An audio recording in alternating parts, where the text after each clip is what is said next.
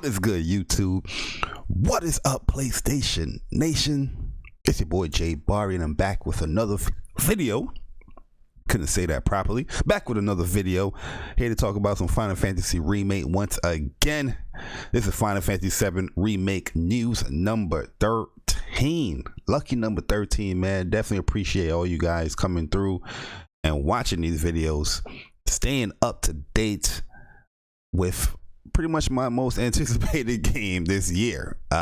You know, if you guys know me, huge Final Fantasy VII fan, and very excited for this, man. So we're gonna be in this live stream, we're gonna be going over a few interviews from Yoshinori Kitase, from Nomura as well, you know what I mean, giving us more insight on their decisions of the game, you know, how they're producing the game and all that stuff, and that's the decisions of what they put into the game and what we should expect from the game.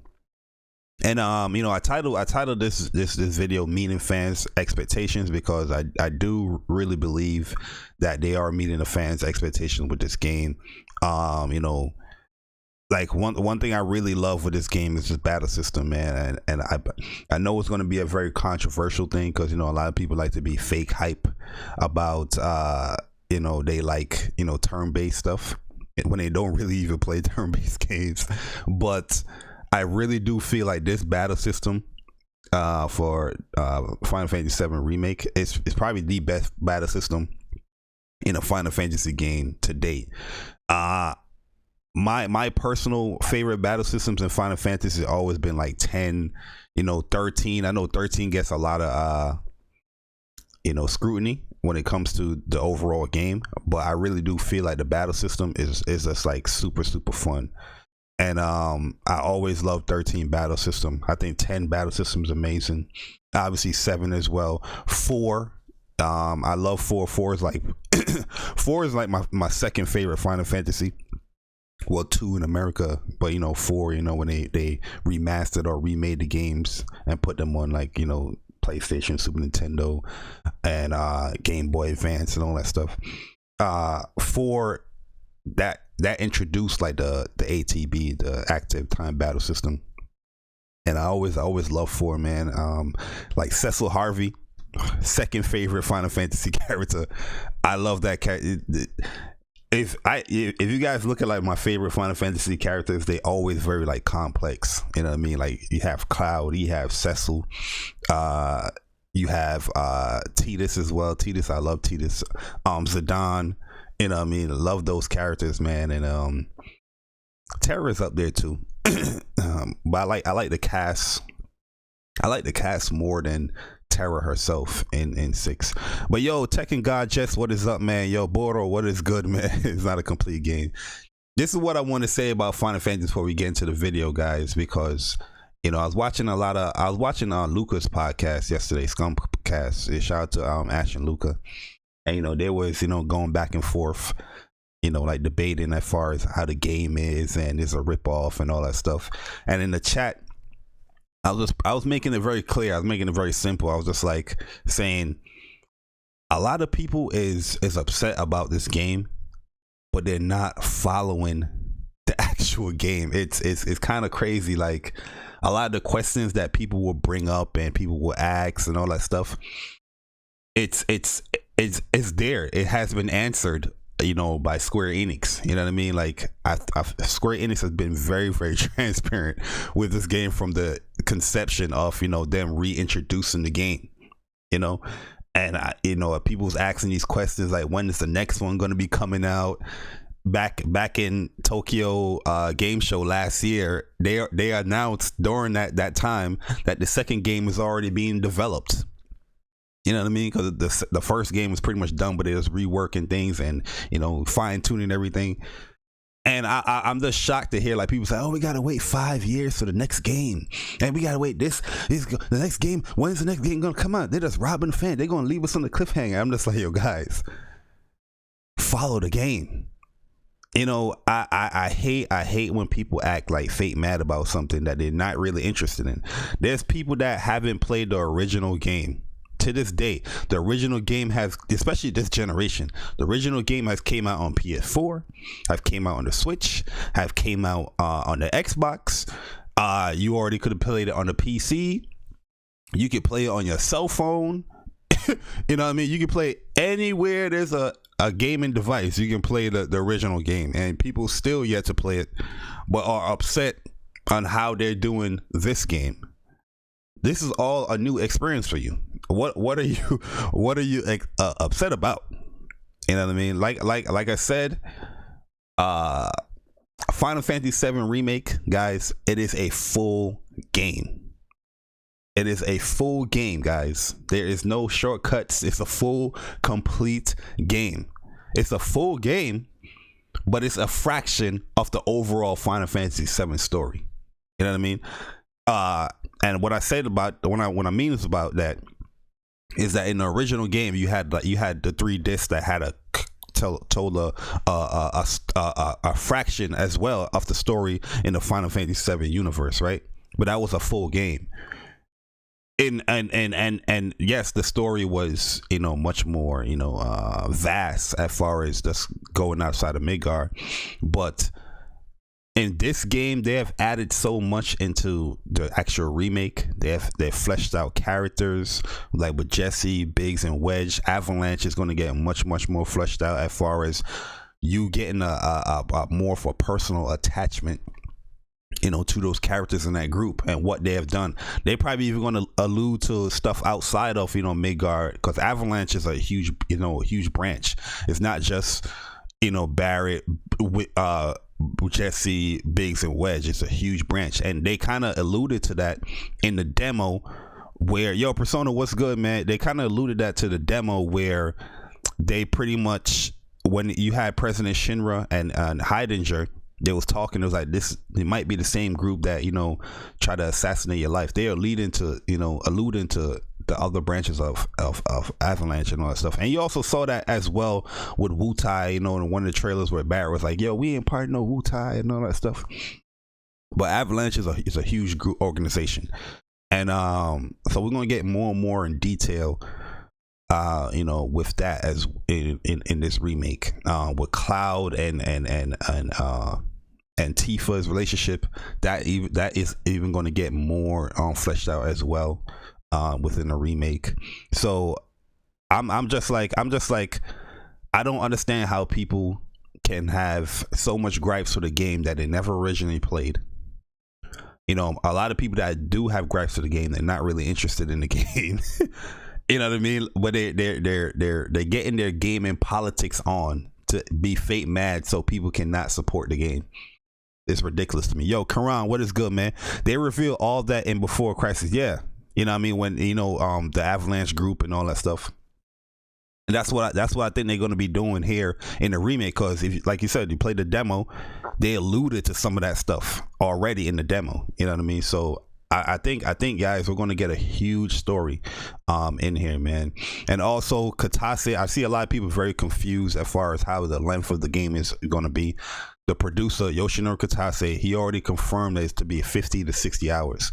Midgar in itself is going to be fully explorable. We're going to go into that with these interviews as well, where in the original game you only got to probably 3 sections, 3 sectors in Midgar. You did 5, you did 7, part of 6, you blew up reactor 1, you know what I mean? So it's not really all of the sectors that you really visited, or all the slums you really visited in Midgar. But here in the remake, they expanded upon that, where you're going to be going through the sectors and, you know, all the slums. You're actually going to be doing more within the train, the spiral trains and all that stuff. You're going to be doing a lot more with that in the remake. So I just see a lot of people just being upset about a game that they're not following, where all the information that you are upset about, they have answered and they already, you know, taken care of.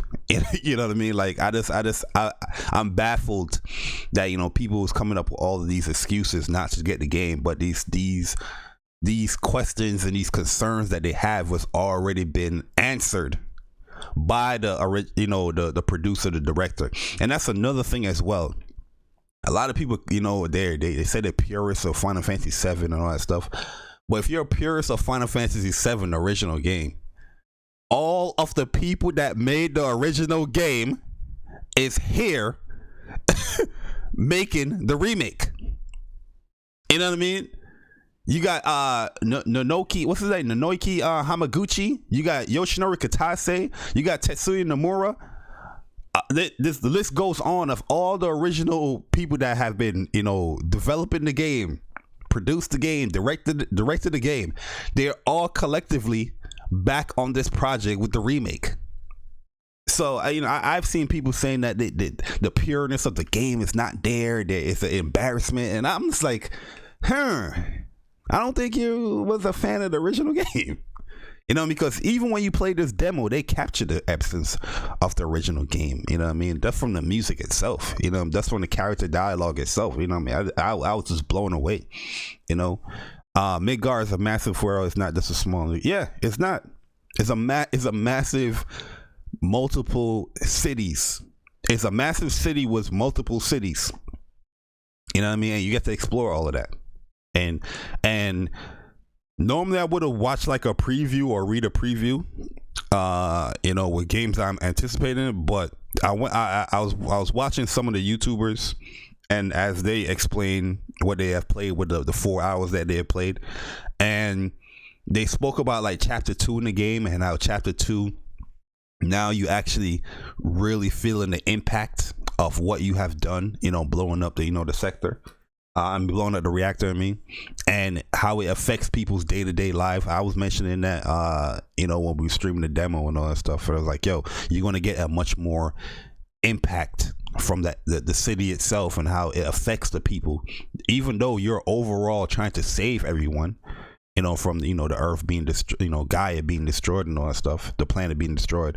But the people in Midgar, it's not looking at it as an overall, macro thing. They're looking at it from a micro perspective where their day-to-day lives, they need that Mako energy. They need that reactor to be,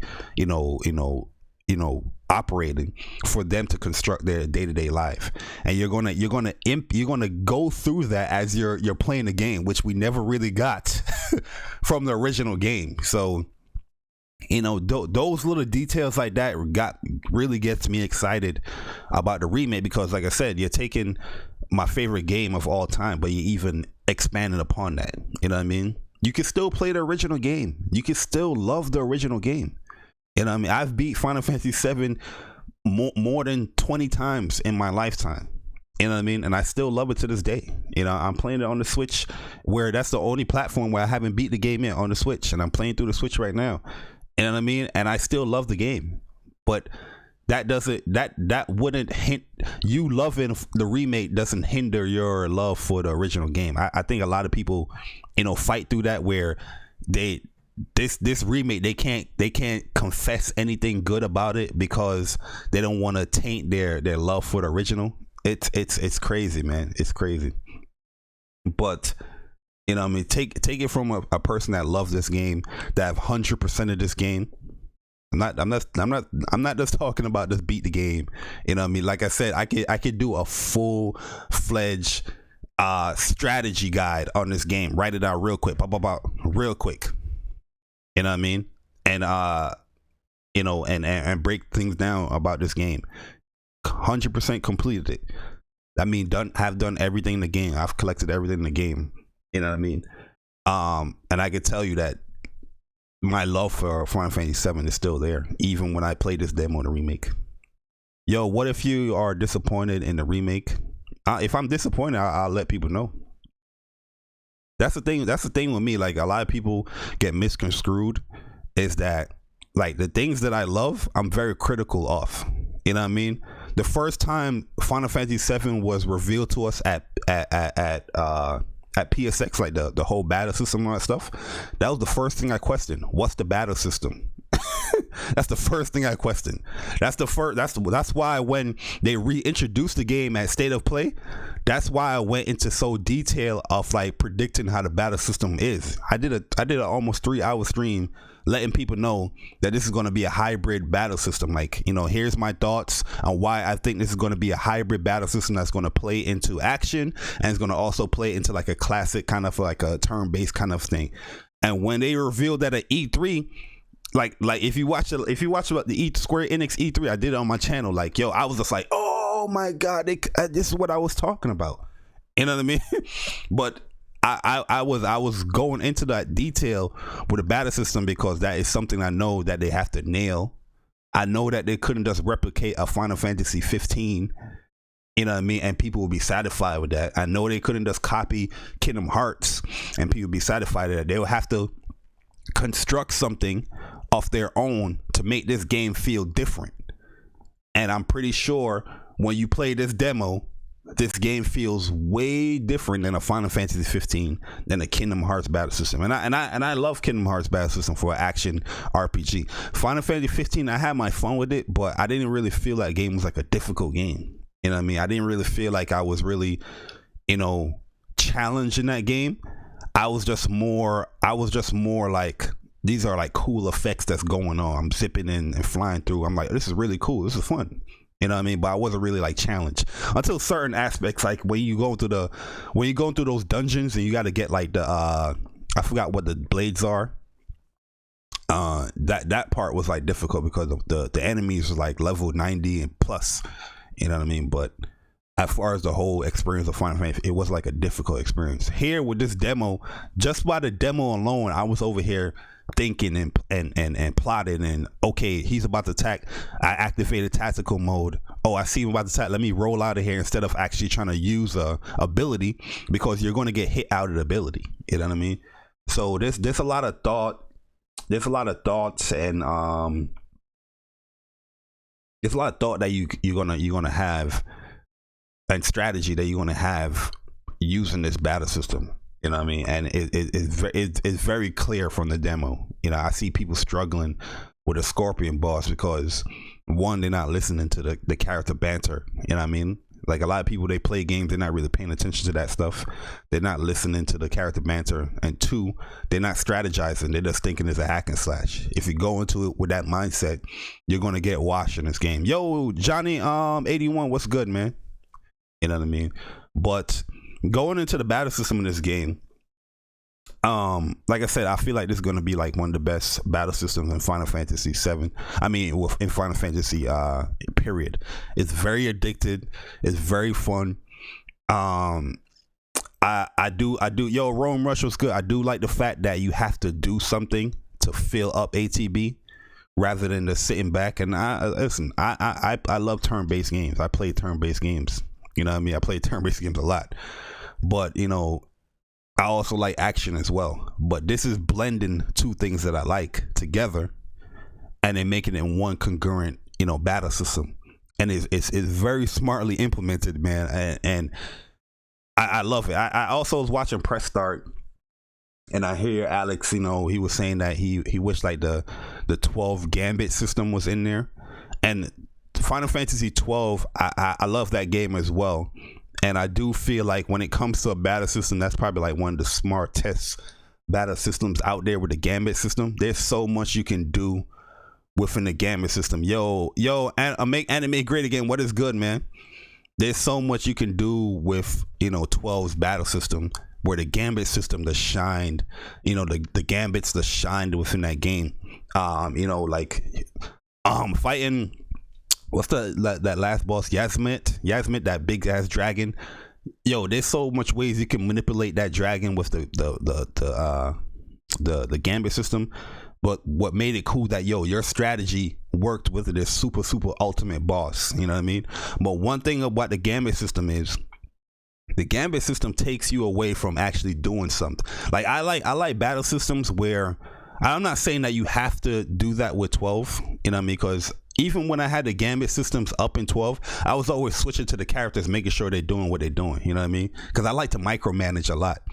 And that's what I like about, you know, 7's Remake's battle system, is that you're micromanaging a lot. It's not just you using Cloud and making the computer AI handle everything else. I think if the game was like that and you play like 60 hours of that, you'll get tired of it. You know what I mean? Where with the battle system now, how it is that it gives you incentives to actually use the other characters. So there's one thing they have in this game implemented, that if the AI is attacking, it's not going to build as much ATB as if you were controlling the character. That's one incentive where it's giving you, okay, let me control Barrett real quick, let me get his ATB up, then I can switch back to Cloud, then from Cloud I can control Barrett to do what he got to do using his ATB, pressing R2 or L2. And I like that because it's giving me that incentive to move around, to strategize. It's giving me that incentive to actually use the other character. And I feel like if you was going to add a gambit system in there,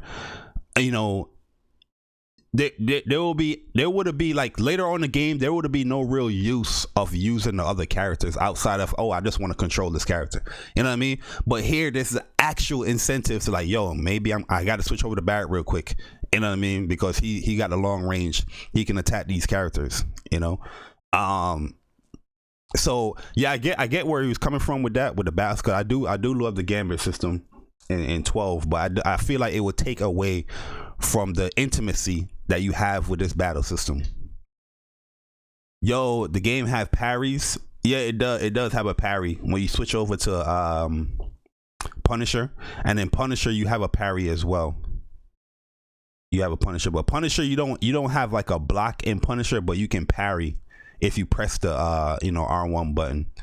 But it's very risky, and when you do the parry from Operator to Punisher, you're still taking the damage, but you do a lot of stagger when you actually get the counter.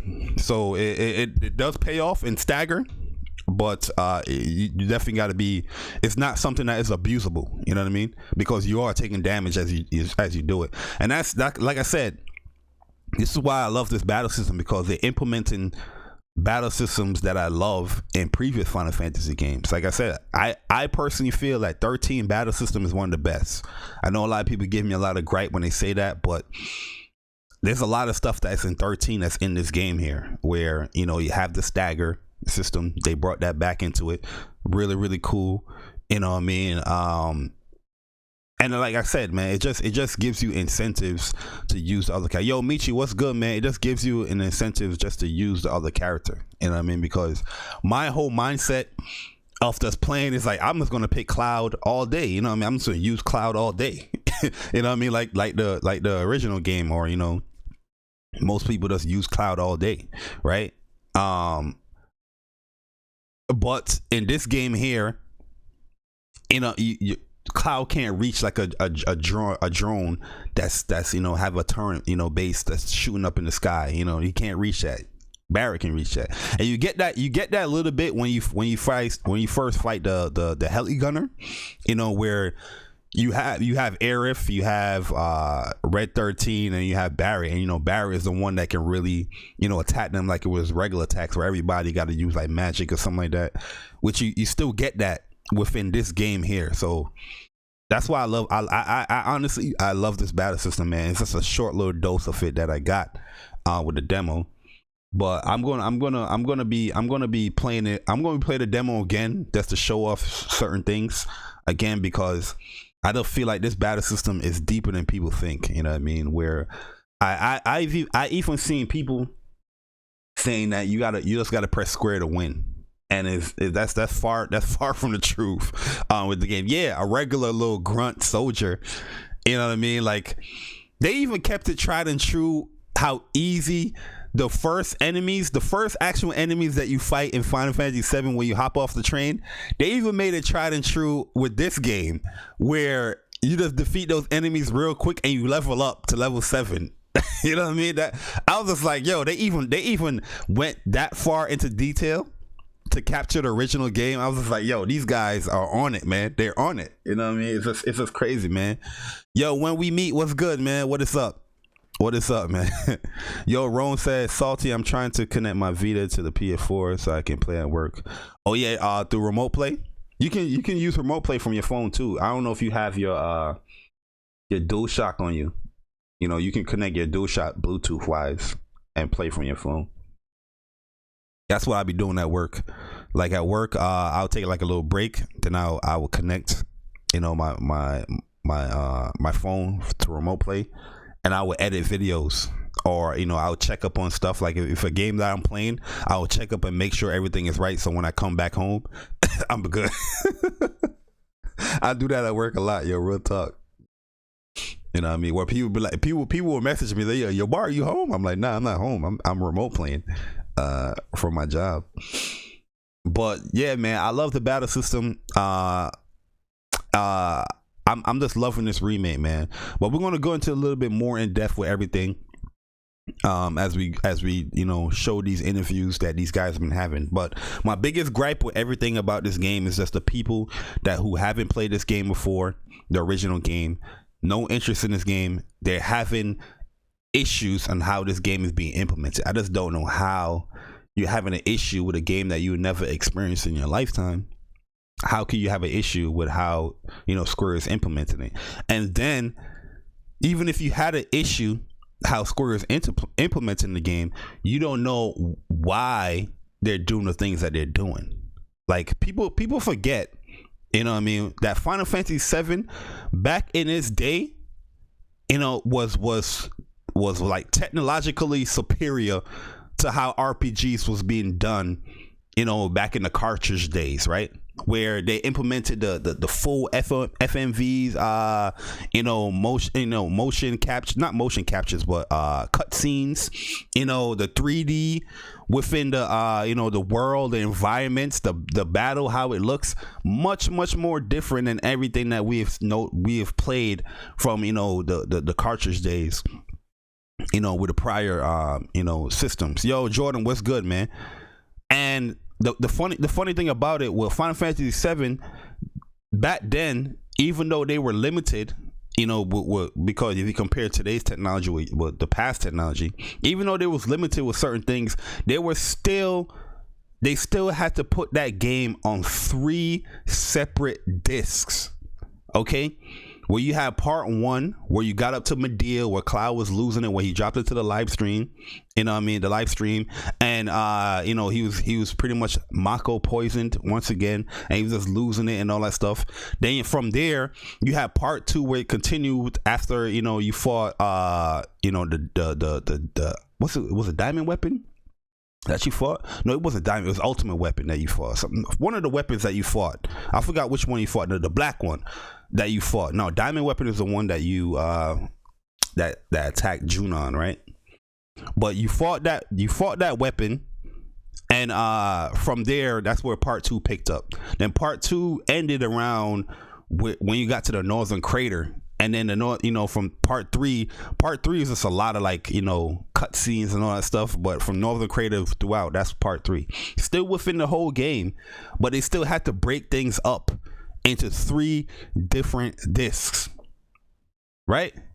Here in the remake, you have only a subsector of the overall story. You have a full game, but you have a fraction of the story in this first portion of the game.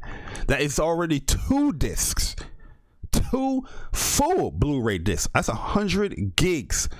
The game is over 100 gigs. It's 100 gigs that you're going to have here within this game. Okay? That's remade. The things that they put into the game already. And people is like, why we got to pay $60? Why we got to pay $60? What they call it, episodic, for episodic game. This game is not an episodic game, by the way, guys. It's not an episodic game. Episodic will be you play chapter 1, right? You play chapter 1, then you gotta wait for chapter 2. You're getting multitude of chapters within this story of this game. It's not an episodic game. You know what I mean? A lot of people is like very, very, very stupid when they say that. Well, you know, it's episodic. You gotta wait for another episode. No, it's not an episodic game. You have a chapter 1, chapter 2, matter of fact, in the previews they played up to chapter 10 Okay, and that's where they only got to the apps boss. If anybody know where the apps boss is at, that's right after Don Canero in the sewer, and that is pretty much in the original game. That's probably like 2 hours in.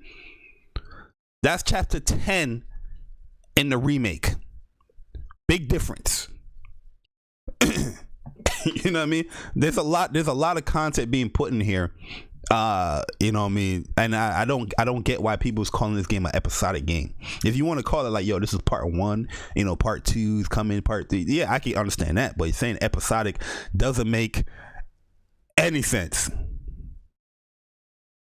Yeah, they don't have to pay for shit. I mean, they originally didn't pay for shit because they didn't play the game. They didn't play the original game. That's my thing, though. Is the people that didn't play the original game getting upset about a new experience that they're playing. But like I said, the first game is on 3 discs, right? This remake is on 2 discs already, and this is just one fraction of the overall story that you played with the original game. And the interviews that, you know, Square have had with Kitase, with Nomura, they have went into detail as far as how they're constructing this remake.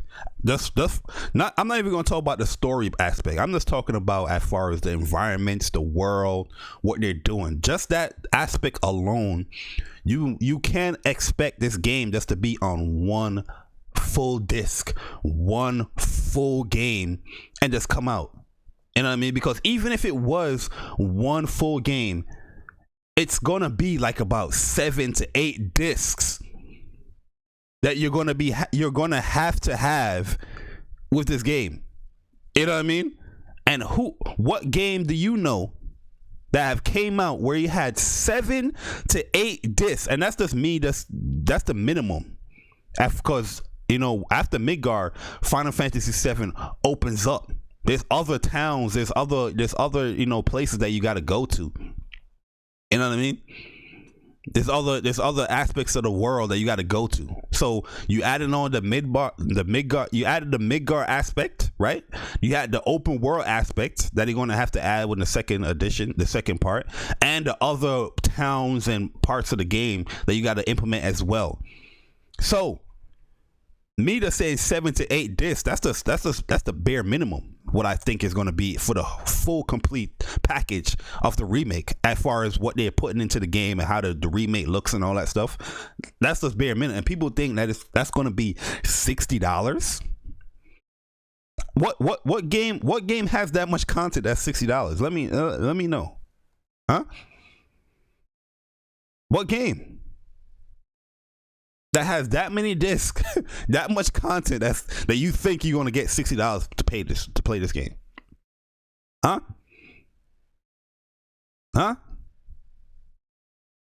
You can't answer the question. It's just crazy how I see people react. So yeah, would I like everything to be complete? Of course, I'll take that. I'll take that over, you know, the game being broken up. But if they are going to put the attention to detail as far as what I'm seeing already, I can understand why this game is being broken up or is coming out in parts, because look at the sheer detail that they just did with one reactor that you played in the demo. One reactor have that much detail in the damn game. It's crazy. It's crazy. That one reactor. You already saw when they panned out to Midgar. I'm gonna show you. I'm gonna show you guys. When they panned out and they showed the full you know, scope of Midgar. That's what you're gonna be exploring, guys. Let me get up in here real quick.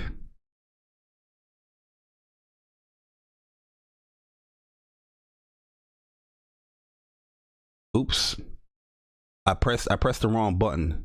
Hopefully it continued. Let's see. Hopefully it continues. Let's see. Yo, Johnny 81, yo, chapter 1 takes 45 minutes. Yeah. You know what I mean?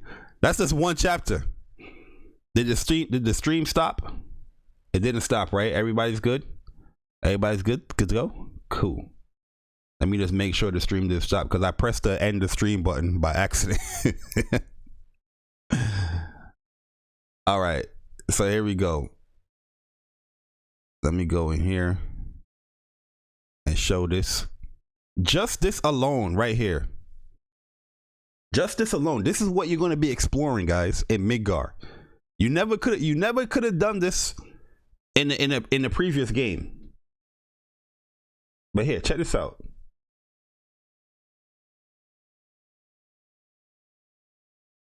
Check this out. And people are upset about this. How? Look at this, man. look at this. You're going to be infiltrating this building right here. Look at this.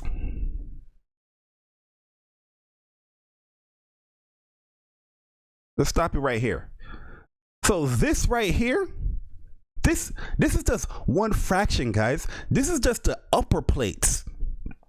I don't know if anybody have played Final Fantasy already, but Final Fantasy 7, it has the slums as well. The bottom plates where the poorer people, quote unquote poorer people, lives. But this is just the upper plate you're going to be exploring in this game. They already said that, yo, you're going to be having vehicles that you can use in portions of the game already. We never could have done that in Final Fantasy 7, the remake. I mean, in the original game, until the end where you're riding on the Hardy Daytona. When you're escaping Midgar. You're going to be traveling, using vehicles to travel within Midgar in the remake. This is just the upper plate.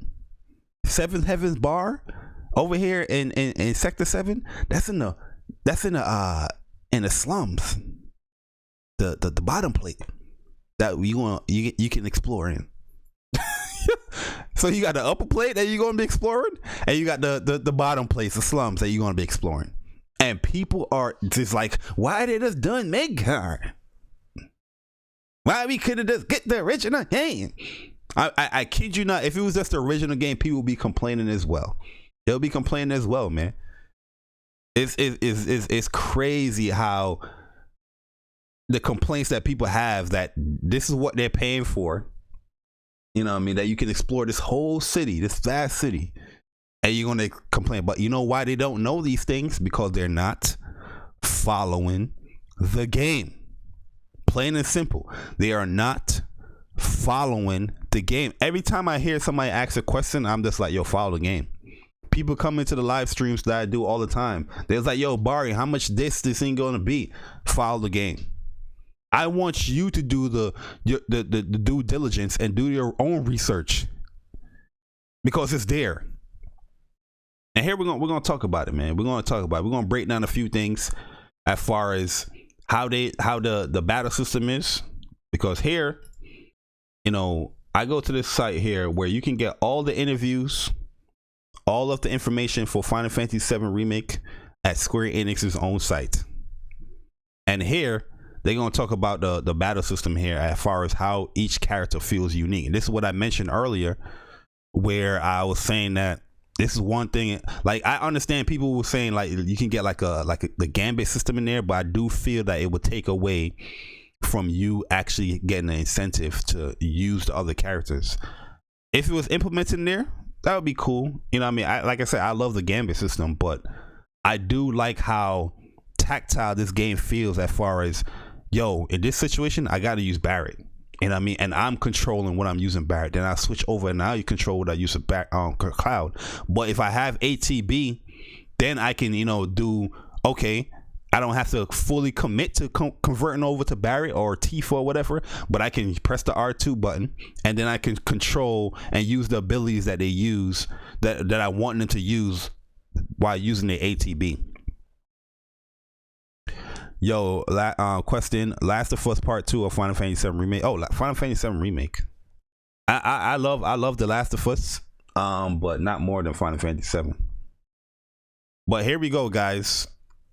Each party member is unique. Every playable character in Final Fantasy VII Remake feels distinct. While they all share the same basic controls, similar to like a fighting game, The way they fight is markedly different. You can switch between party members in battle or give them orders via command menu, like we just mentioned. Either way, understanding the best how best to leverage their strength will give you a massive edge in battle. Strategy. Here's a brief summation of the core party. So we have Cloud here, an effective fighter in almost all combat scenarios. His abilities are wide ranging, from staggering filling assaults to flurry of attacks that increase power and subsequent hits. So yeah, in Punisher mode, you also can, there's two different ways you can do combos in this game, where you can just tap, square, and Cloud have a distinct different animation when you're tapping. But then you can hold square, and he does like a wide swing attack, so you can hit like multiple enemies. You know what I mean? So there's two different ways. That's an operator mode. In Punisher mode, it works the same way. Where in Punisher mode, if you hold square, he does like this stab on the ground to the enemies, and it give him a little bit of berserk. So you're gonna see like a status on Cloud's like where his HP is at, where you're gonna see like the fangs and all that stuff, like give him like a little berserk boost there. His Punisher stance activate by pressing triangle, let him counter foes after a block. Not only useful, but so satisfying to pull off. So yeah, they talk about they're talking about the counter here that he has here. So in Punisher, right, you activate that by triangle. It also lets him counter foes after a block. So the other one is that when you're in operator mode, and right when a opponent is about to attack, you can switch over with Punisher mode, and it does like a little parry. It does like a little counter parry. But here in Punisher mode, you don't have a block per se, but when you press the button right when the opponent's attacking, it does a counter as well, and it does tremendous damage and stagger as well.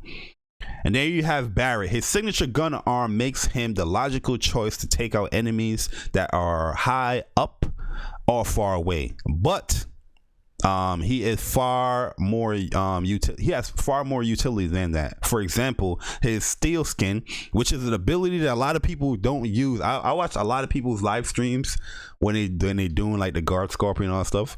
Like steel skin is like a huge advantage in that battle, because with that armor up on Barrett, he can take much more damage. And Barrett is a huge part when it comes to the actual Scorpion Sentinel in the remake, because the Scorpion Sentinel, he goes into the walls and he shoots his 99 barrage missiles.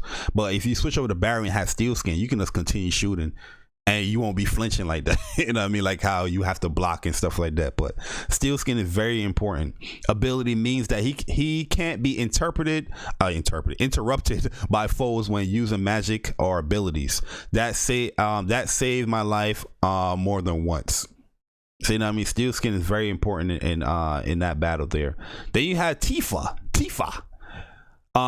capable of delivering astonishing amount of damage and doing so very quickly. Though she's in serious trouble if she gets overwhelmed, her speed and ability to pressure enemies mean that I found her to be something of a wrecking ball against Shinra's various minions. So yeah, Tifa is that get out kind of damage dealer. From what I'm hearing as well, of what I'm seeing as well with these boss fights, Tifa, it looks like she's doing like the most damage, but she doesn't have the best defense. So this is a super aggressive character. She looks fun as hell because she looks like a fighting game character. You know what I mean? But you gotta be very smart with Tifa. I don't think she's gonna have the best of damage. I mean, best of defense. So you gotta be very, pick and choose where you want to deal that damage and then get up out of there. Then one thing I love from what I've seen so far is how unique Aerith is in the remake.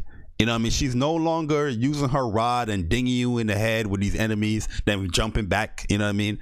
she's actually using like her mage abilities. You know what I mean? Like she's waving her wand, she's waving her rod, and like magic is coming out of it to attack. It looks really really cool. Her animations look really really dope, man. Aerith, when it comes to magic, there is no equal. She casts noticeable more potent spells than her allies, and many of her abilities play into that strength. For example, she can steal MP from opponents or drop a holy circle that allow the party to multicast, amazingly useful in battle against Abzu. So they remade his name, or I think this was the original Japanese name. In the American version it's Apps, but I think in the Japanese version it was called Abzu. You'll want to keep her far away from the center of action though. So yeah, she can be super strong at a distance as well.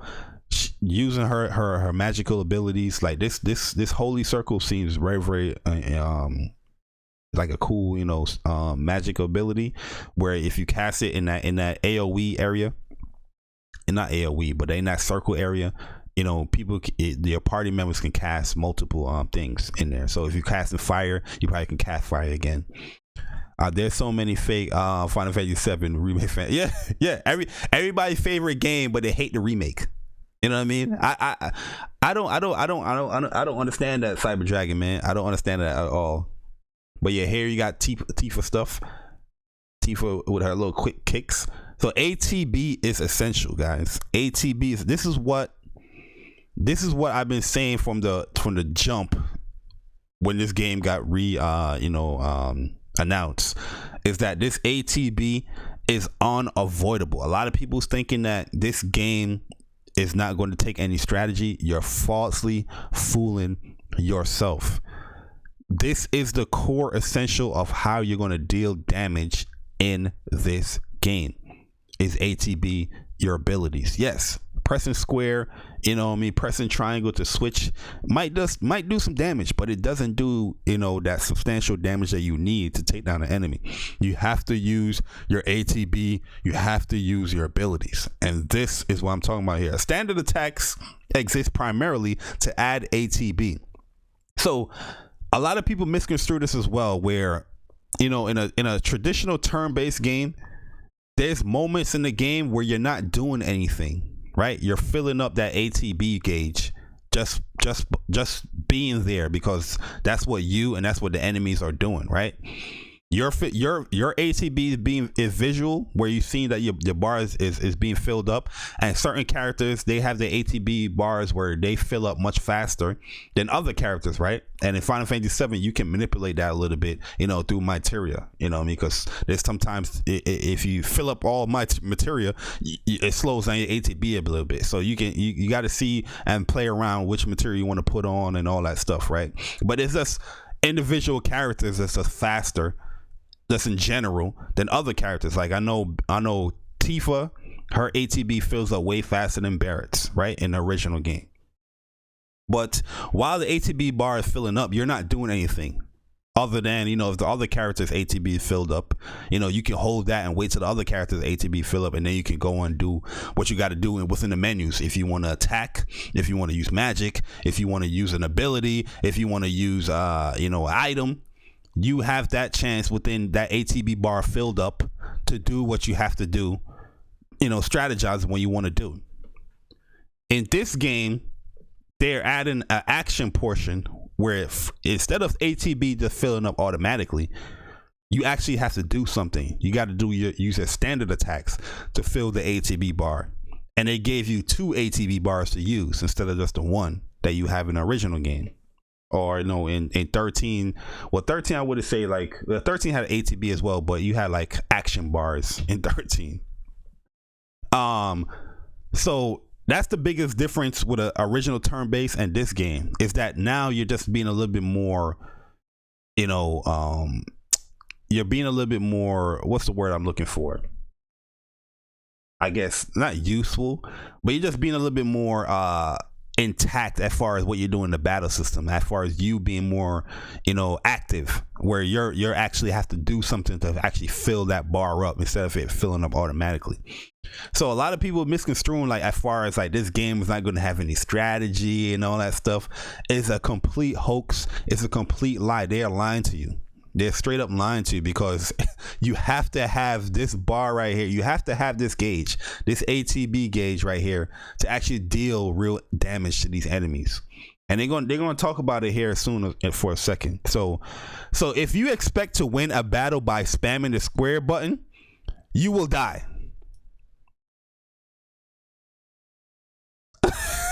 Yo, Sid's airship, that's fat, man. We definitely want to see the high wind. I'm going to highlight that for a second because this is what I've been saying for months. When people found out this is going to have some action, when people say this game is going to have some action to it, it's not going to be challenging. This game is like Final Fantasy 15. It's like Final Fantasy. It's like Kingdom Hearts. You know what I mean? When I hear these things, I'm just like, they're lying to you. One, it's definitely fake news, Boro. The funny thing with Budo, he knows it's fake news, but Boro just be, he's cool with some of the people. He's just, he's a cool guy. But Boro know that these niggas be full of shit. I'm sorry for my land, but they be full of shit. Okay, you hear it from the horse's mouth themselves. So you expect to win a battle by spamming square? They didn't even say nah, it's not, you can't do that. They said you will die, and probably very quickly. That's what they said. Yo, Jay, do the Scorpion boys for card and spam. Yeah, yo, Johnny, that's what I said on Twitter. I said that on Twitter because I saw people posting that. They said that this game doesn't take any skill, that you can just press square to win. And I said, okay, anybody that thinks you can just press square to win in this game, go and record yourself fighting the Scorpion Sentinel, aka the Guard Scorpion, and show the people that you are pressing square just to win using just pressing square. More efficient with the character. Yeah, you have to be. You know what I mean? I said, go ahead and try and do that. Nobody responded to it because they know they're full of shit. They're full of it.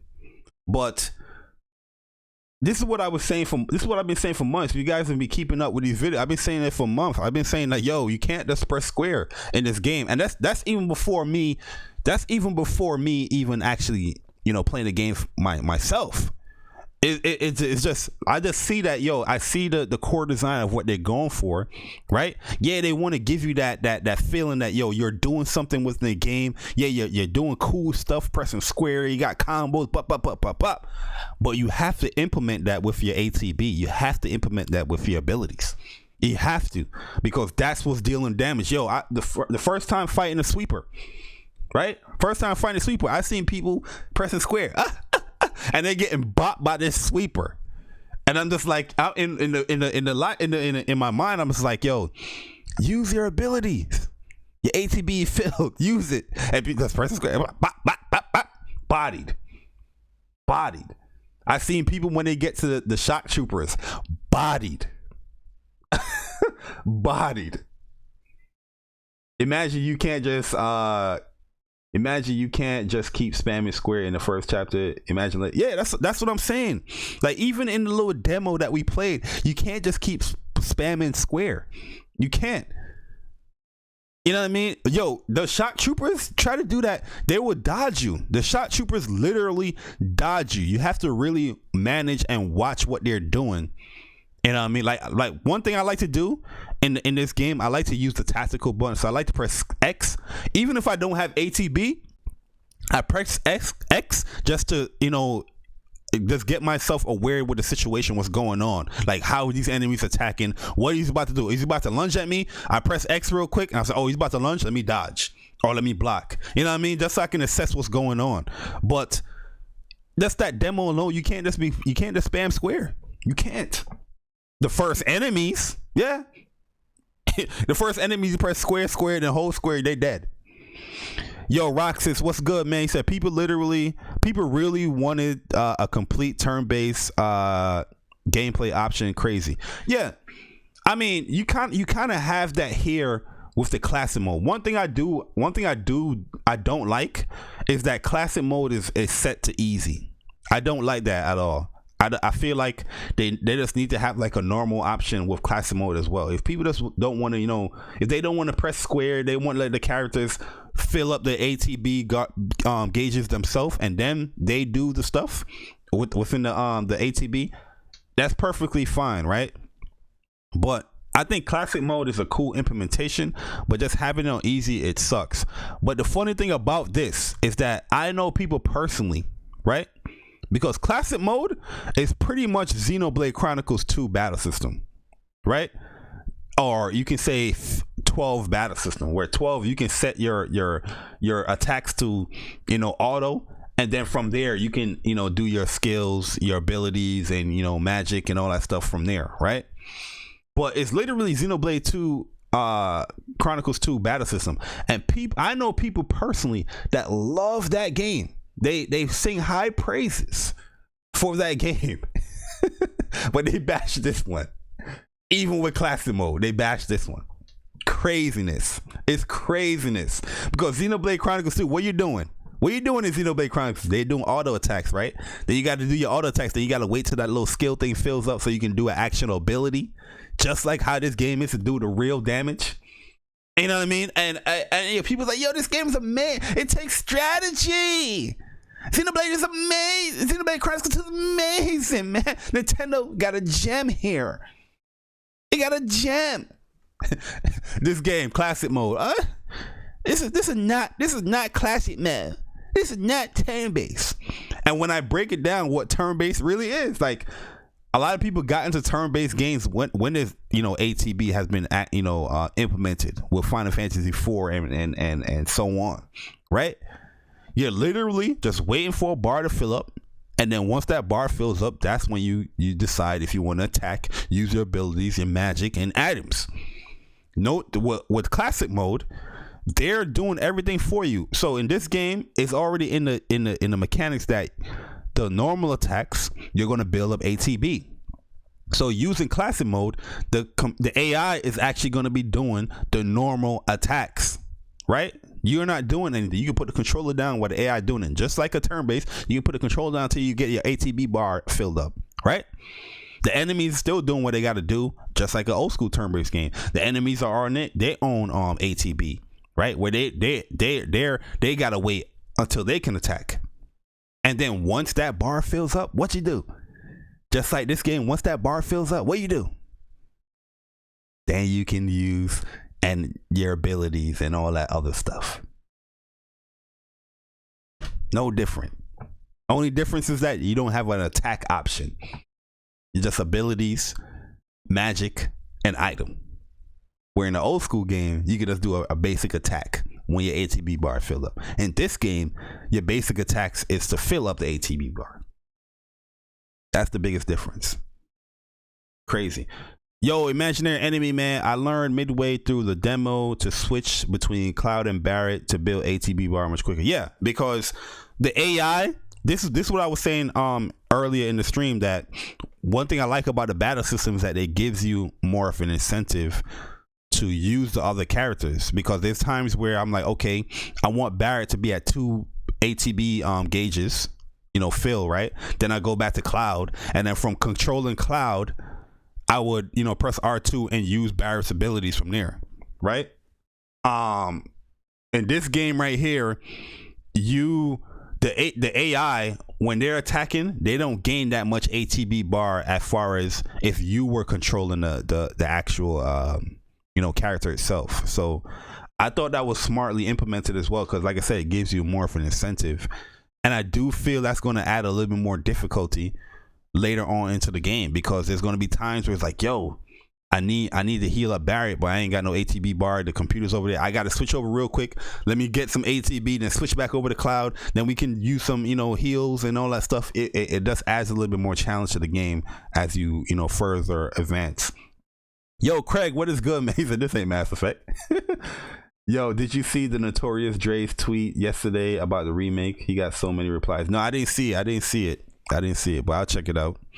But yeah, like I said, guys, so if you expect to win a battle by spamming the square button, you will die. Probably very quickly. You know what I mean? They say you will die, and probably very quickly. So yeah, That's how important this ATB is. True standard Shinra security forces you face at the start of the game can be put down without much trouble, but most enemies and bosses you will have to rely on abilities and spell. I've tested this out on the Riot Trooper. So the Riot Trooper is the one with the shield. You're gonna be fighting him in chapter 2. These shield wielded foes shrug off Cloud's basic combos and responded with brutal attacks of their own before the soldier boy was down for the count. But I spent ATB on fire magic and I was able to take these foes out in a mere seconds. You know what I mean? So here they talk about more of the battle system here. Like I said, guys, yo, Stardust, what's good, man? If you want all the information about this game, if you have any questions about this game, just head on over to this blog, Square's blog. This is why I question a lot of people when they say that they're fans of the game and they're asking all these questions, they got all these concerns. All this stuff is answered here, within this blog here. So they go into more of the battle system here. They showing off, Aerith and all that stuff here. Here they give you actual tips on what to do. Look, don't spam basic attacks. They let you know, don't spam it. Use your magic. Take advantage of enemies' weakness. Heal between fights. Don't forget to block. Look around you. Scorpion Sentinel, don't attack with the tails up. That's a classic thing that everybody should know. The demo's available. There's one part here that they had the actual developers and directors doing an interview, and I feel everybody should read these interviews, man. This is when they spoke about the movie. I want to get down. Oh yeah, by the way, guys, Red 13, he's not going to be playable in the game. He's going to be like a guest character. So they said the reason why they won't have Red playable in the game is that you get him super late in the game, and it doesn't give him that much time to build like a any character development within that. So they just didn't really have him as a playable, controllable character. He will be in your party as like a guest character, like a typical fighting RPG. You have these guest characters that you can't really control. They do their thing, but he'll be just like that. Got my man Hojo here. I just want to see this interview real quick. Let me scroll all the way down here. Is it this?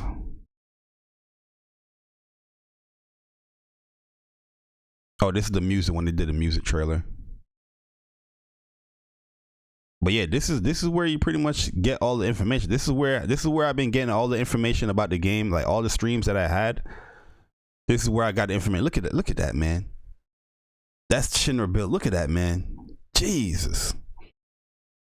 This is pretty much where I got all the information. This is where I go to get all my information, basically. Like, and the funny thing about this site, when they upload the information, it goes by like the Japanese time. So a lot of times when people like tag me on Twitter, like, yo, Barry, did you see this? Barry, did you hear about this and this and that? I already know about it because on the Japanese time, I got the information way. I'm always just like plotting and writing stuff down when I creating these streams. You know what I mean? So like a lot of information that people tag me into, like I already know. So this is what I'm talking about here. Look at this from November. Introducing Final Fantasy VII Remake development team. This is all the original guys. Yoshinori Kitase. All the original guys, man, on the game here. Tetsuya Nomura. Everybody know Tetsuya Nomura. He's probably like the most notable guy here. Nojima. Another guy. All the original characters, man. This is Hamaguchi here. All the original guys. This is the interview that I really want people to sit down and actually read. And then you have Toriyama here. This is the stuff that I really want people to like read and sit down and get the understanding of why they're implementing the remake, how they're implementing it. You know what I mean? Where all the questions that people had in this little interviews here, you're getting all this stuff here. You know what I mean? You're getting all this stuff here. This is the battle director here. This is his little portion of it. And I mean, really, really dope interview, man. Environment director here, Yamaguchi, lighting director. Oh, so yo, Final Fantasy VII Remake, they have like their own lighting team. So there's people that specifically just dedicated to the lighting. That's why the lighting looks so crazy in this game. Like, yo, everything just looks so detailed. Everything in this game, as far as when it comes to lighting and building the ambiance of the game, it looks like that's perfectly intact of how, you know, Midgar is supposed to look. You know what I mean? Character models. These are people that's like from the original game, guys. You know what I mean? But yeah, this is a great interview here. Here's another one I want to talk about here with Kitase as far as building the world. But we're gonna go over this one here. So let me make sure it's actually seen. Yo, the Almighty Spartan God, what's good, man? Make sure, you know, it can be actually seen, because I like it to be big so everybody can actually read it as well. So it says, when you set out to make to remake Final Fantasy VII, did you have any idea how ambitious a project it would end up being? Bari. Yoshinori Kitase, I had an idea that it could be very, very big project right from the start.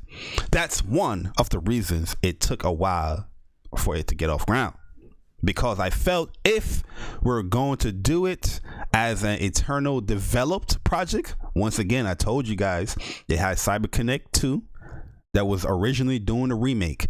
Square didn't like the direction that CyberConnect was taking the remake, and they took it in-house, where now they're eternally developing the project. That's what Yoshinori Kitase is confirming here. That's what I've been saying for months. This is why it took a little bit longer, because it was shown in 2015, right, at E3, then it was shown again in 2015 at PSX, and then from there, it was gone. That's when they had that development struggle, and that's where they went and they're redoing everything here. Well, you know, they obviously took some of what CyberConnect was doing. You know what I mean? I'm pretty sure they took some of the assets that CyberConnect was doing and they revamped that, but they redeveloping the game. We had the best we needed to have the best developers who also have a lot of experience developing past Final Fantasy games as well. Getting that whole team together took a while before we got started on the game, so they had to get everybody back on the game. The original people that made Final Fantasy VII, the people that is already experienced in making Final Fantasy games, they had to come up together, get those people there, then restart the process of making this game. Even before we started looking at the overall construction of the project, but I had an idea that it was going to be something very, very big from the beginning. Was it a scary proposition to take on something so beloved by fans? For many Western PlayStation players, Final Fantasy VII was their first RPG that they ever played. That's a lot of people first RPG. This is Hamaguchi here. It was very massive, much loved, respected franchise. We do get that. There is a pressure that definitely comes from that, and it is a little frightening, I guess. Little frightening. That's little. Okay, perhaps more than that. There's just a really positive vibe about us getting down and remaking it, and that's to do with the way the development team is constructed. When the original Final Fantasy VII game came out, I was just a player playing the game as a fan, and I really loved the game so much. It made me want to work in games development. There's a lot of people in my life. I say in my life. There's a lot of people like myself on the team. There's also people who worked on the original, like Kitase-san, and it's not just the people from Japan either. We've got people from all over the world who really love Final Fantasy VII and wanted to come to Japan to be a part of the development on the remake. So I think because we've got a team with such high level of respect for the original game, it's just exciting to think how we could reimagine those really great elements of the original with new and modern gaming technology, and the graphics that we have now. That feeling of positivity and wanting to make this really great game and allow and all of the new things we could do with it was so much greater than any feeling of pressure. Yo, Sam Ash, what is good, man? Final Fantasy 15 devs, Kingdom Hearts dev, Dissidia also working on a remake. Yeah, they got a lot of people to work on a remake. But this is what I'm saying. Like, they brought over original people. They brought over people that worked on other Final Fantasy games, and I'm hearing people like, oh, they don't have the essence of the game. Like, I don't understand how people can say the essence of Final Fantasy 7 is not in this game. You know what I mean? It's just ridiculous. It's ridiculous, man.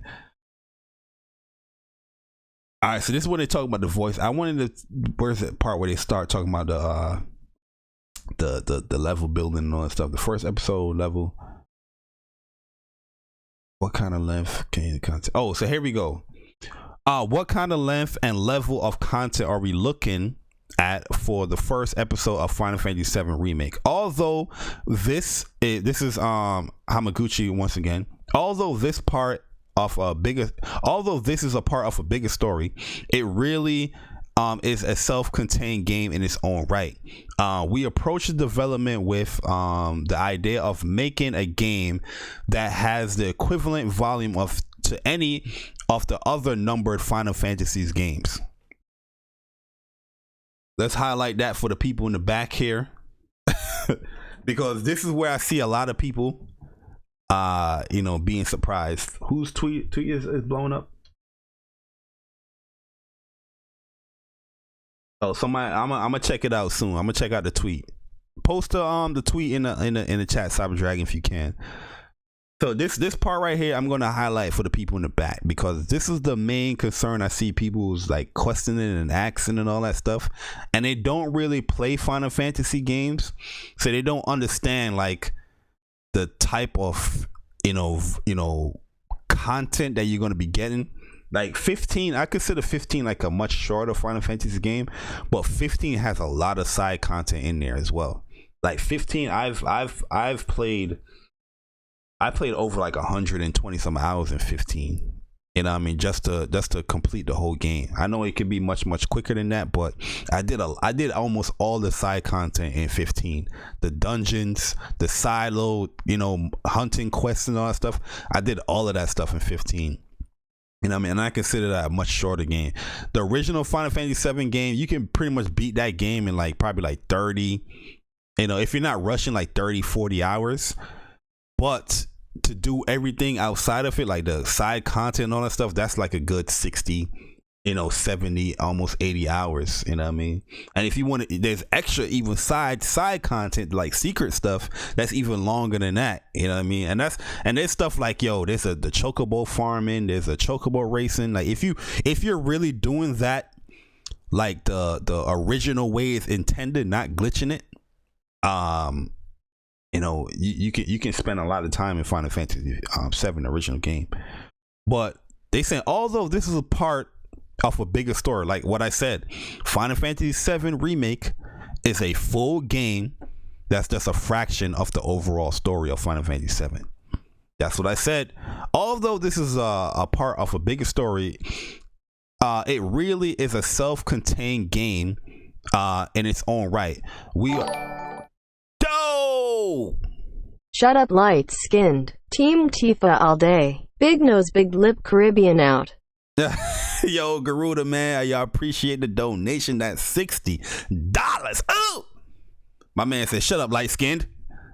Team Tifa all day, big nose, lip, like Caribbean out. Yo, I'm a Tifa. I'm Team Tifa as well, Garuda, man. So definitely on the Tifa hype train, especially when the first trailer came out of Tifa. I was ecstatic, man. I was like, yes, let's go. And people was like, oh, they reduced her boobs. Stop it. But yo, Guru, I appreciate the donation, man, and shout out to you. Definitely appreciate you being here in the chat. But we approach the development with the idea of making a game that is equivalent, right? have an equivalent volume up to any other numbered Final Fantasy game.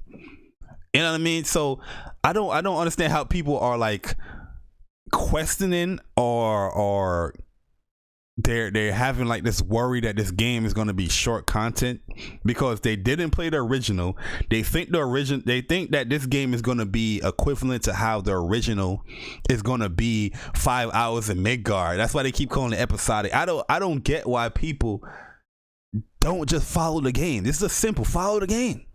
Yo, Roxas is not a full game. Yeah, you know what I mean? That's what they say. Yo, shout out to all the people from the years. Yeah, man. Yo, that's the term. That's in terms of the character, the gameplay, the story, the balancing of the character's growth, the number of boss fights, and all of that. My man even went into detail here. We're gonna highlight this for the people in the back here. Okay. Final Fantasies, have a lot of boss fights. You know what I mean? Final Fantasy, balancing the character's growth. Farming? Do I get to farm? Do I get to level up? Oh my God. That's in the terms of the characters. Ew. The gameplay. Ew. The story. Ew. The balancing of the character growth. Ew. The number of bosses. Ew. All of that. And that's when he's talking about the full volume of a numbered Final Fantasy game.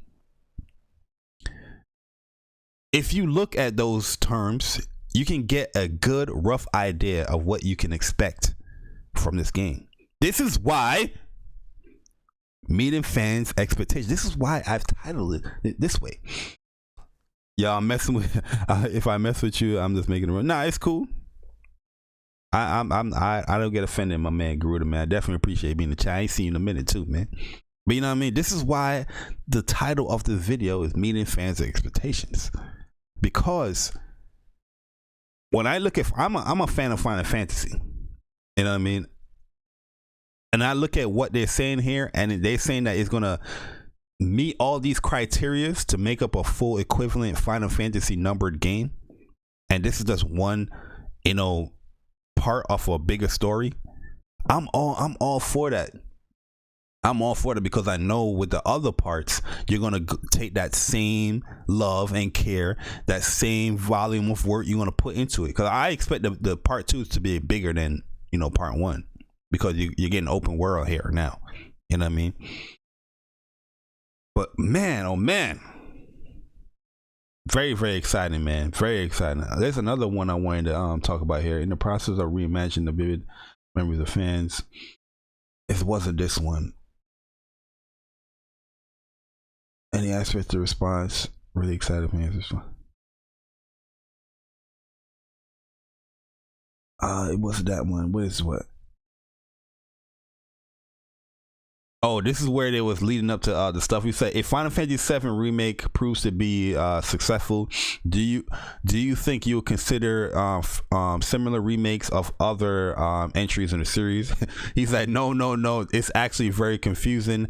I can't think about that now. I'm just thinking about making this a big success. That's the first step to think about. He said that's fair, and he said, "Oh, so please, if you got to help us make it a big success." So he pretty much saying buy the damn game, okay? That's one of the interviews. This one, oh yeah, this is the other one here.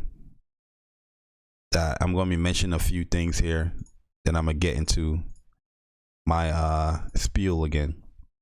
He said, regarding the opening scene, which shows area devoided in the live stream. Oh, so this is like the opening movie where it pretty much shows like the world is pretty much like a barren wasteland kind of thing. Cause they're trying to show you that how the Midgar and sucking the live stream away from the planet as using it as electricity for the city is affecting the world outside of Midgar, right? So he's saying we didn't want to go over the top with it, but there is a very much of nuance that Midgar is damaging the surrounding area. I said nuisance. nuance that Midgar is damaging the surrounding area. So that's from the original opening scene that you saw, like, because in the opening scene of the original game we didn't get to see that. You know, that's something very, very new regarding development aperture. So yeah, they're building the world, like the Midgar itself. They're building that around Advent Children, kind of a little bit. Where he said Hamaguchi did refer to Advent Children and other previous work when rebuild Midgar. But one of the main things we actually set out to redo was the scale of the city itself. The original wasn't that realistic if you consider the size of the individual buildings and how big they were in comparison to the overall city. It was quite condensed, so we really set out to make Midgar realistic. The size of buildings, the size between the buildings and density, that is one of the big things we set out to change. So they're making this much more realistic for the city of Midgar. This is dope. Listening to this shit while at work. Yo, Tekken guys, definitely appreciate it, man. Jason Stride Kotaku said it's a 1 out of 10 game for real. Yo, the Kotaku guy. Yo, what's this? Kotaku. What's the name? Kotaku guy. What's his name on Twitter? Can we go to that guy for a second? What's the Kotaku guy? Anybody remember his name? Let's try and find the guy. I want to read his tweet.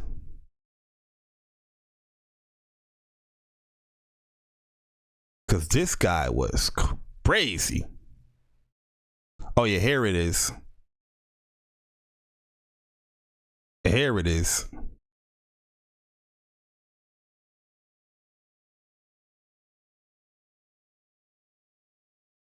Oh, Amazon truck driver. Oh, that's what's up, man.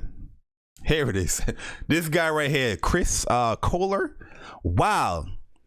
Did Final Fantasy VII Remake actually send my interest plummeting? I have basically zero idea how to play that first boss. 1 million of interlocking systems thrown at you at once. What he said here, make sure to he said what? Make sure to attack, but also heal, but also can't heal, but also use magic, but also can't use magic, but also make sure to stagger the enemy, but also has a barrier, but also hide behind this debris, but also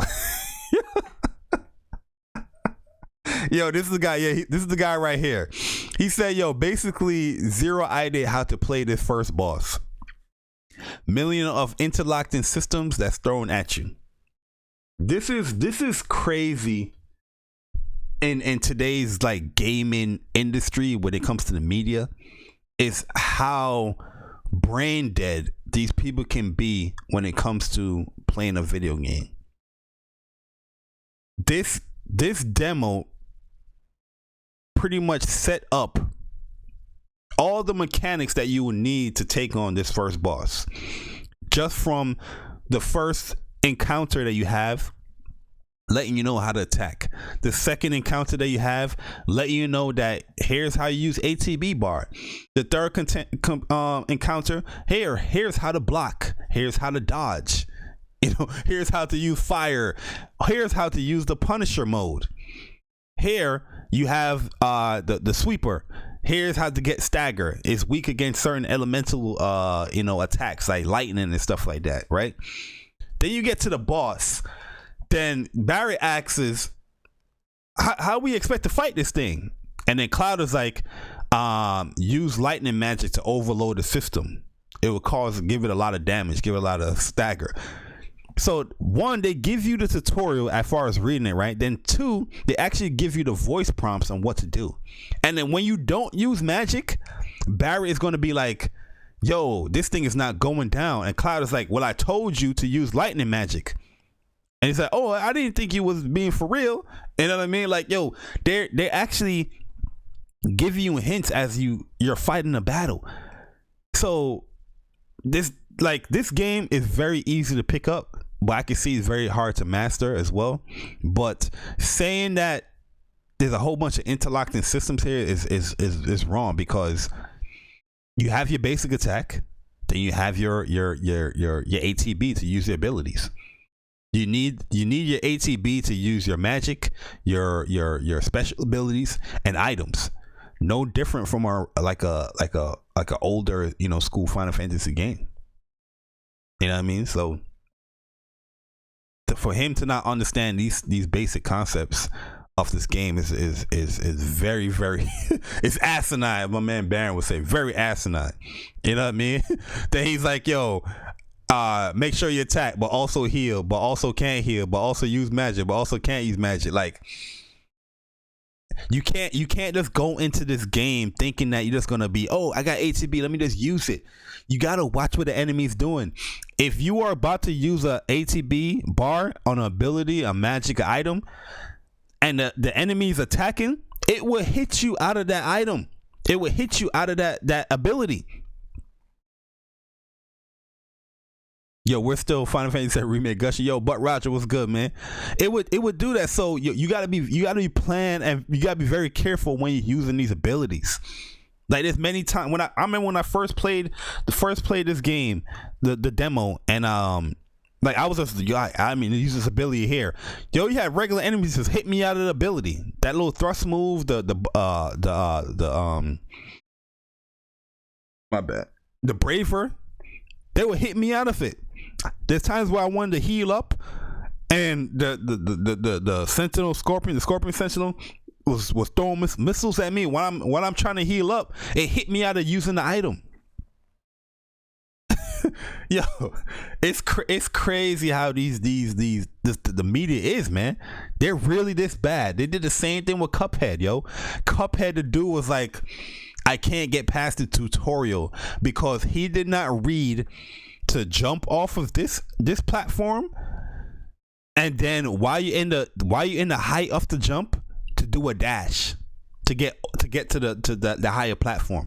He did not read that in the tutorial. Where the tutorial was clearly saying it. It was clearly saying it. You know what I mean? And the dude, I was thinking his name was Dean Takahashi. The dude was like, yo, this game is unplayable. He was bashing Cuphead. You know what I mean? And this is the same feeling that you're getting here, where this dude is like a whole bunch of interlocking systems. Like, no, bro, it's legit a RPG. It's an action RPG. You know what I mean? Yeah, there's a hit. Yeah, exactly. You get hit out of it, man. Yo, Vedra, what is good, man? Do you believe Final Fantasy Remake will sell 100 million units when it's all the chapters is done and said? I don't know if it's gonna sell 100 million, but I do feel like this first game is easy going to sell like 10 to 15 in its lifetime. I see each game selling like plus 10 million in its lifetime, depending on how much games they are, like how much parts there is to the game. I think it's going to be like 3 parts, but just like reading what these developers are saying, I think it's going to be like 3 parts.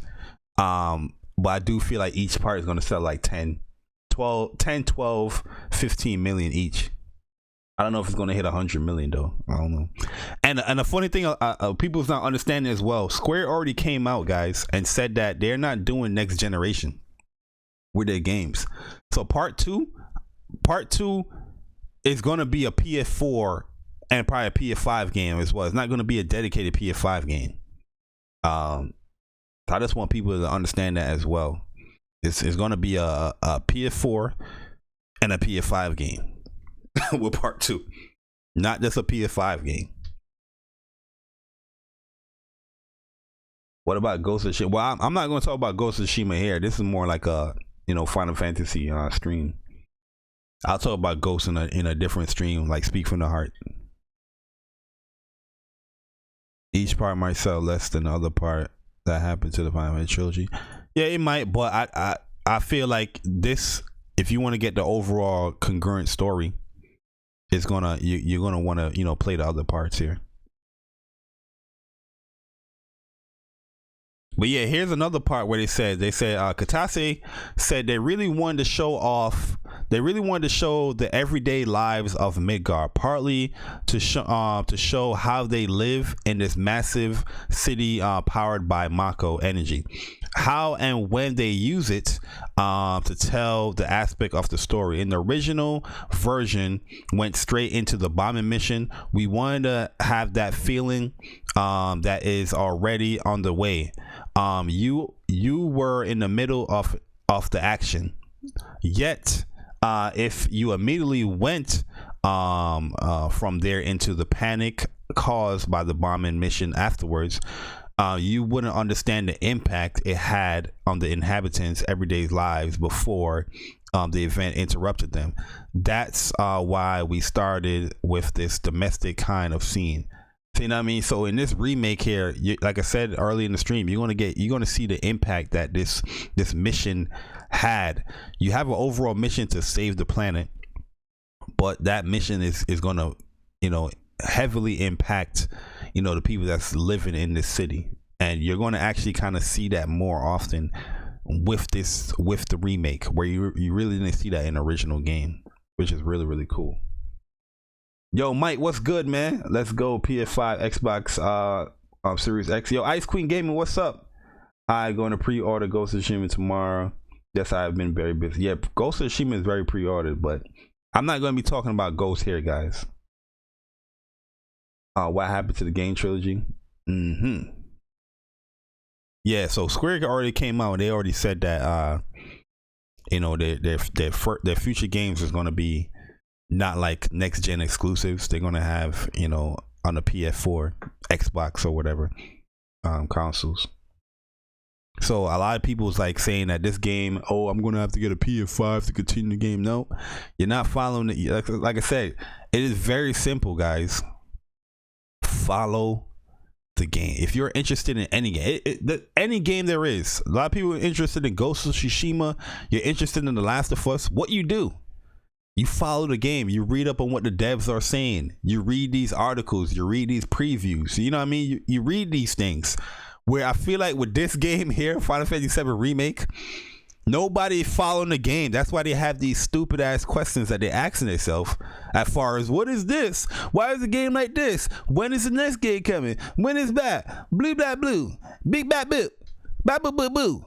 You know what I mean? I'm just like, yo, follow the game. It's no different than if you were interested in another game, you will be following the game. You will be giving the information to people. People are not following this game. I've seen people create these what if scenarios with this game.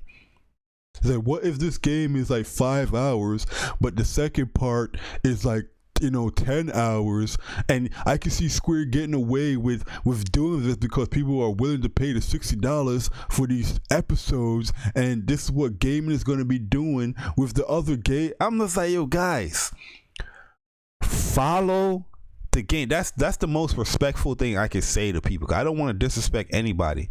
I can just simply tell them, follow the game. The Square Enix website, the Square Enix blog. I be posting these blogs for countless of months and people just ignore them. Follow the game. It's that simple. It is that simple, man. But yeah, guys, this is Final Fantasy VII Remake news number 13. Hopefully some of the questions that you guys have been answered as far as how this game is being constructed, what you can expect in this game. You remember, with this game right here, guys, you can expect a full volume work of Final Fantasies games. So like a 50 to 60 hour experience. Side mission. Well, Kitase already announced that this is going to be a 50 to 60 hour experience. That's something that he said in the interview. You know what I mean? So they're just even backing that up more, with this stuff. Yes, this game is pretty much part of a much bigger story, of the overall story, but it is still a full-fledged Final Fantasy game. It is still a full game. It's a massive game that I think people's gonna love. People's gonna, once you play, I know a lot of people that played the demo, they really, really enjoyed it. Once you get into this game, you guys are gonna really enjoy it, guys. And I just feel like a lot of people stop listening to people that's not even following this game. Stop listening to these people that's trying to put out these propaganda about the game. You know what I mean? That, oh, you can just press the square button and win every battle in this game. No, it is nothing like that. You know what I mean? It is nothing like that. I'm pretty sure you can play the demo yourself and try to do that in the demo. See how far you can get in the demo without just pressing square. Right? See how far you can get in the demo just doing that. Just press square. Just mash square and try to win a battle. You know what I mean? I'm pretty sure you can win about 2 or 3 of them. But when you get to the much more difficult enemies, I'm pretty sure it's going to be a little bit harder. I remember when I watched people stream when they finally got to the dog area, the first dog, and it's like, yo, why this dog is not going down? All they're doing is pressing square. They're not using the abilities. They're not using bravery. They're not using the thrust. They're just pressing square. And it took them a long time to kill a dog. You know what I mean? So, but like, once again, guys, it is a part of a much bigger story. It's a part of the overall arcing story of Final Fantasy VII. But it is a self-contained game. It will have the same volume of work as a full, complete Final Fantasy game. The characters are going to be fully fleshed out even more. The gameplay is going to be satisfying. The story is going to be even better. There's going to be characters leveling up. You're going to be leveling up your characters. You're going to be leveling up your materia, like the original game. You're going to be leveling up your weapons. You can level up now. It's not just going to be, I get this better weapon. The previous weapon that I use, I'm not going to use it anymore. So if you enjoy the Buster Sword, there's certain abilities the Buster Sword is going to have. Once you master the Buster Sword, it can carry on over to the next weapon that you can use. Like the abilities can carry on, but you have to master it. So it gives you incentives to like continue grinding and leveling up that weapon. You know what I mean? And I can't wait, man. I can't wait, yo. I can't wait. Weapons have abilities that's tied into materia. It's going to be deep, man. It's going to be deep. Let me show that off before I get up out of here. Because that's something that I feel like we all should see a little bit here.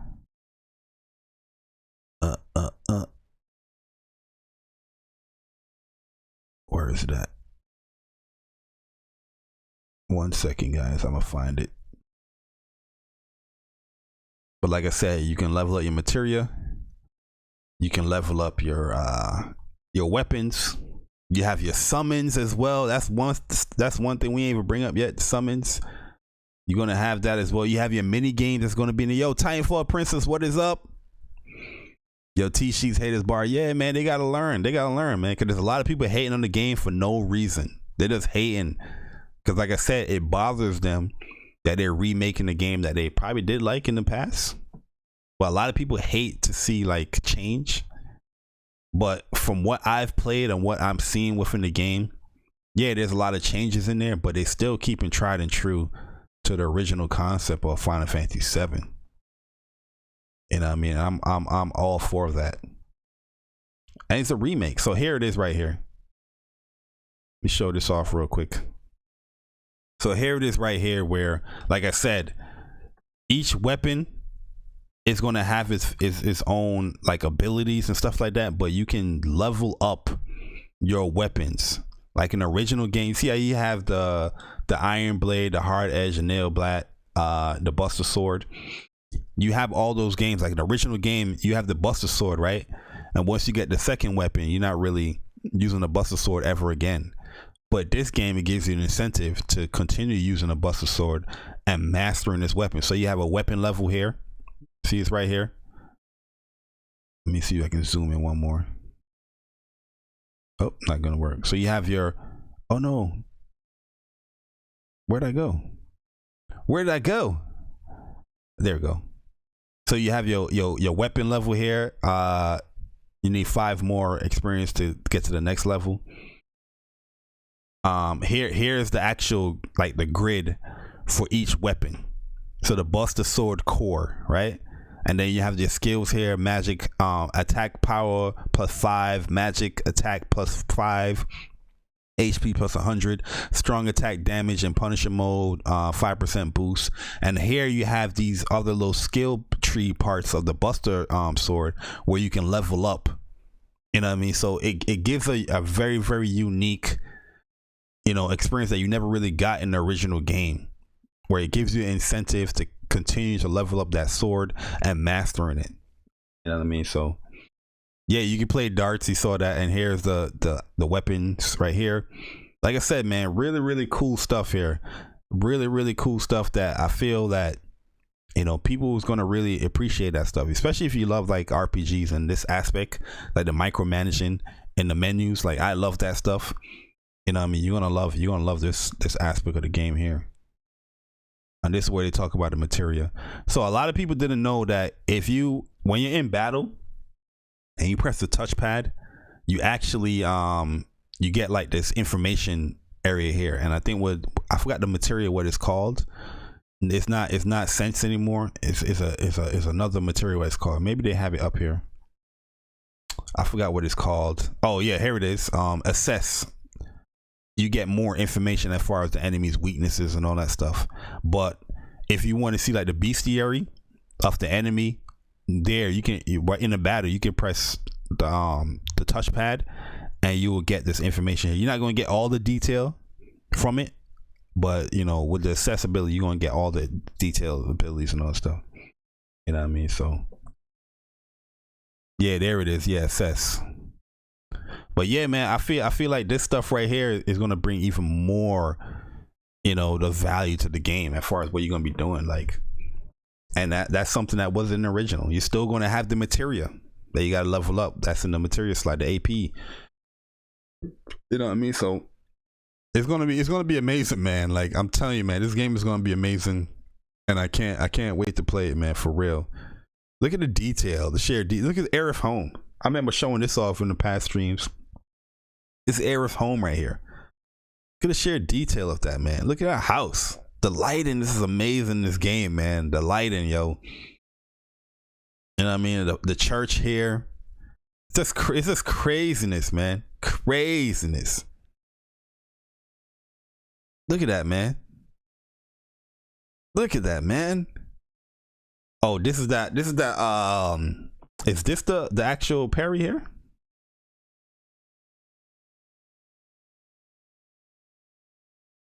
Rigid speed coming. This is Punisher. Triple slash. Let's look at that, man. That's a beautiful ass game. It's just a beautiful ass game, man. Like, yo, I can't wait for this, man. My man Rude Reno. Like this, I'm telling you, this blog right here, it gives you all the information, man, that you would need. Got a little brief look at Marlene right here. You know what I mean? Up close to Avalanche. Like I said, man, like this game is gonna be amazing, man. It is gonna be, man. This is where I pretty much did my streams from, man. Like this website right here, and I'm just giving out the information that Square is giving. So a lot of people always saying that, yo, they haven't been like, outright with the information. That's a complete utter lie. They have been very, very transparent with the information here. With Final Fantasy VII Remake, I don't understand how so much people is so surprised on what they're doing here, when this type of stuff, they have been doing this from like once they showed the game off again. This article, I'm pretty sure is like, see, it's from last year. You know what I mean? The other ones is from previous times. You know what I mean? So I just don't know how people are so lost in the sauce when it comes to this game. It's crazy, man. It's crazy. But once again, I'm gonna post a blog for Square again in here. This is just a Square blog site. You guys can check it out, save it in your browser, and have fun with it. Read up on the game and just understand why and all the care that's going into this remake. I'm pretty sure after you read and cycle through all these articles, you're gonna have a better understanding of this remake and what they're trying to do with this remake, and how vast and how big and how beloved this remake is gonna be for like Final Fantasy VII fans, yo. I'm telling you, it's gonna be amazing, man. Like reading those developers, the development team as they discuss their thoughts on the game, I was just like, yo, You know what I mean? It took me back a little bit, man. It's like, yeah, you know what I mean? Like before you even I remember when I first got Final Fantasy 7, man. I didn't even boot up the game. You know what I mean? I was reading the booklet, the manual, pretty much what everybody does. Like, you know what I mean? Read it. I remember when I first got Pokemon too, man. Pokemon, I was riding home, I got Pokemon, right? But I didn't play the game. At that time, you know, I was taking the bus to school. I was just reading the manuals, you know, reading up, getting my knowledge. And once I felt like I got all the knowledge of the game, then I started to boot the game up and like, you know, it's the same thing with Final Fantasy, man. Same thing, man. I was reading the manuals, reading the character profiles. Like, yeah, this is gonna be hype. This is gonna be hype. Once I got all the soaked up all the knowledge, put that thing in the PS1, and I started the game, man.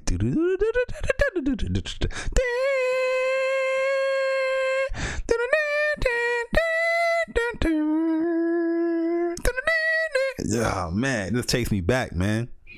It takes me back, yo.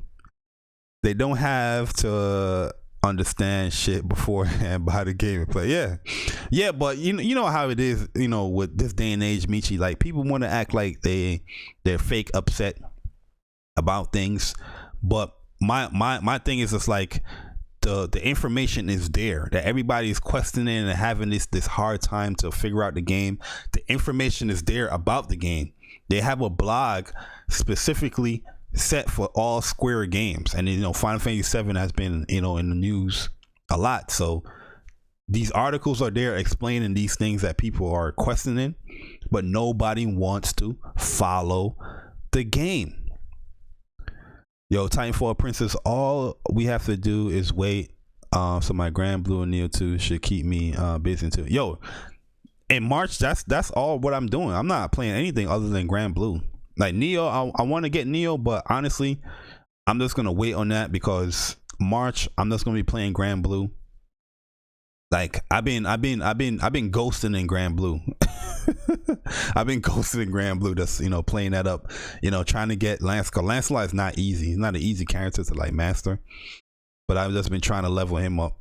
You know what I mean? Then once, you know, I'll be streaming more like next week, and I'm showing people what I've been doing with Lancelot and all that.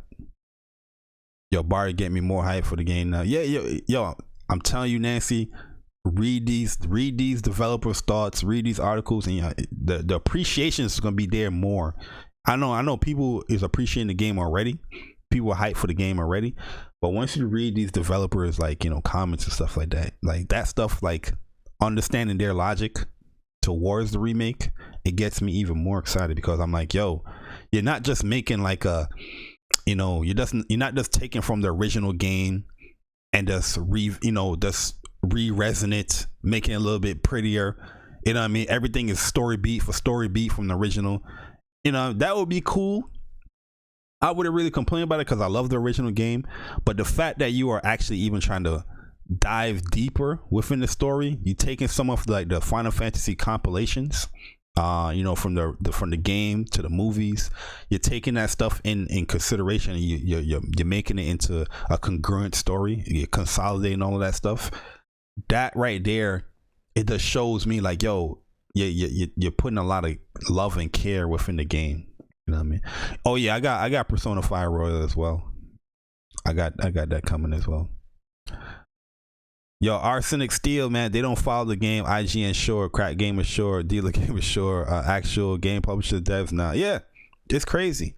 Like the follow the game. Like a lot of these people that speak on the game and Square, man, they're it's highway robbery. What they're doing, they're not following the game. People are calling this game episodic. They're calling this game episodic, y'all. It's I think it's a slap in the face. I think it's a slap in the face, because what we just read here, you know what I mean? What we just read here from my man Hamaguchi. Although this is part of a bigger story, which it is. Yo, Bigger Valley, what's good, man? It's really a self-contained game in its own right. We approach development with the idea of making a game that has an equivalent volume to any other numbered Final Fantasy game. right? This episodic. That's not an episodic game, y'all. You telling me that a 50 to 60 hour game is episodic? Come on, man. Episodic is like, yo, this game is chapter 1, the other game is chapter 2. They're trying to compare what Telltale is doing to this game, and it's just a complete utter lie. It's false. In the terms of character, gameplay, story, the balancing of characters' growth, the number of boss fights, and all of that, if you look at those at it in those terms, you can get a good rough idea of what to expect from this game. What you can expect from this game is a full-fledged Final Fantasy game. Like once again, I'm gonna say this before I close this out. Final Fantasy VII Remake. It is a complete, full game that is just part of the overall story of Final Fantasy VII. You go by that, and you'll be a-okay. You paying for full games, that's $60. That's what you will want as a gamer. You know what I mean? Yo, exactly. Is Xenosaga episodic? Yeah, Xenosaga's long games. They had Xenosaga 1, Xenosaga 2, Xenosaga 3. You know what I mean? Were those episodic? Huh?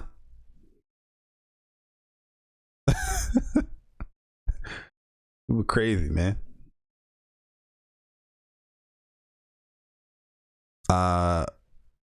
We put in 60 hours or more hours. That's a whole game right there. When you put in 60 or more hours, yeah, it's a full game.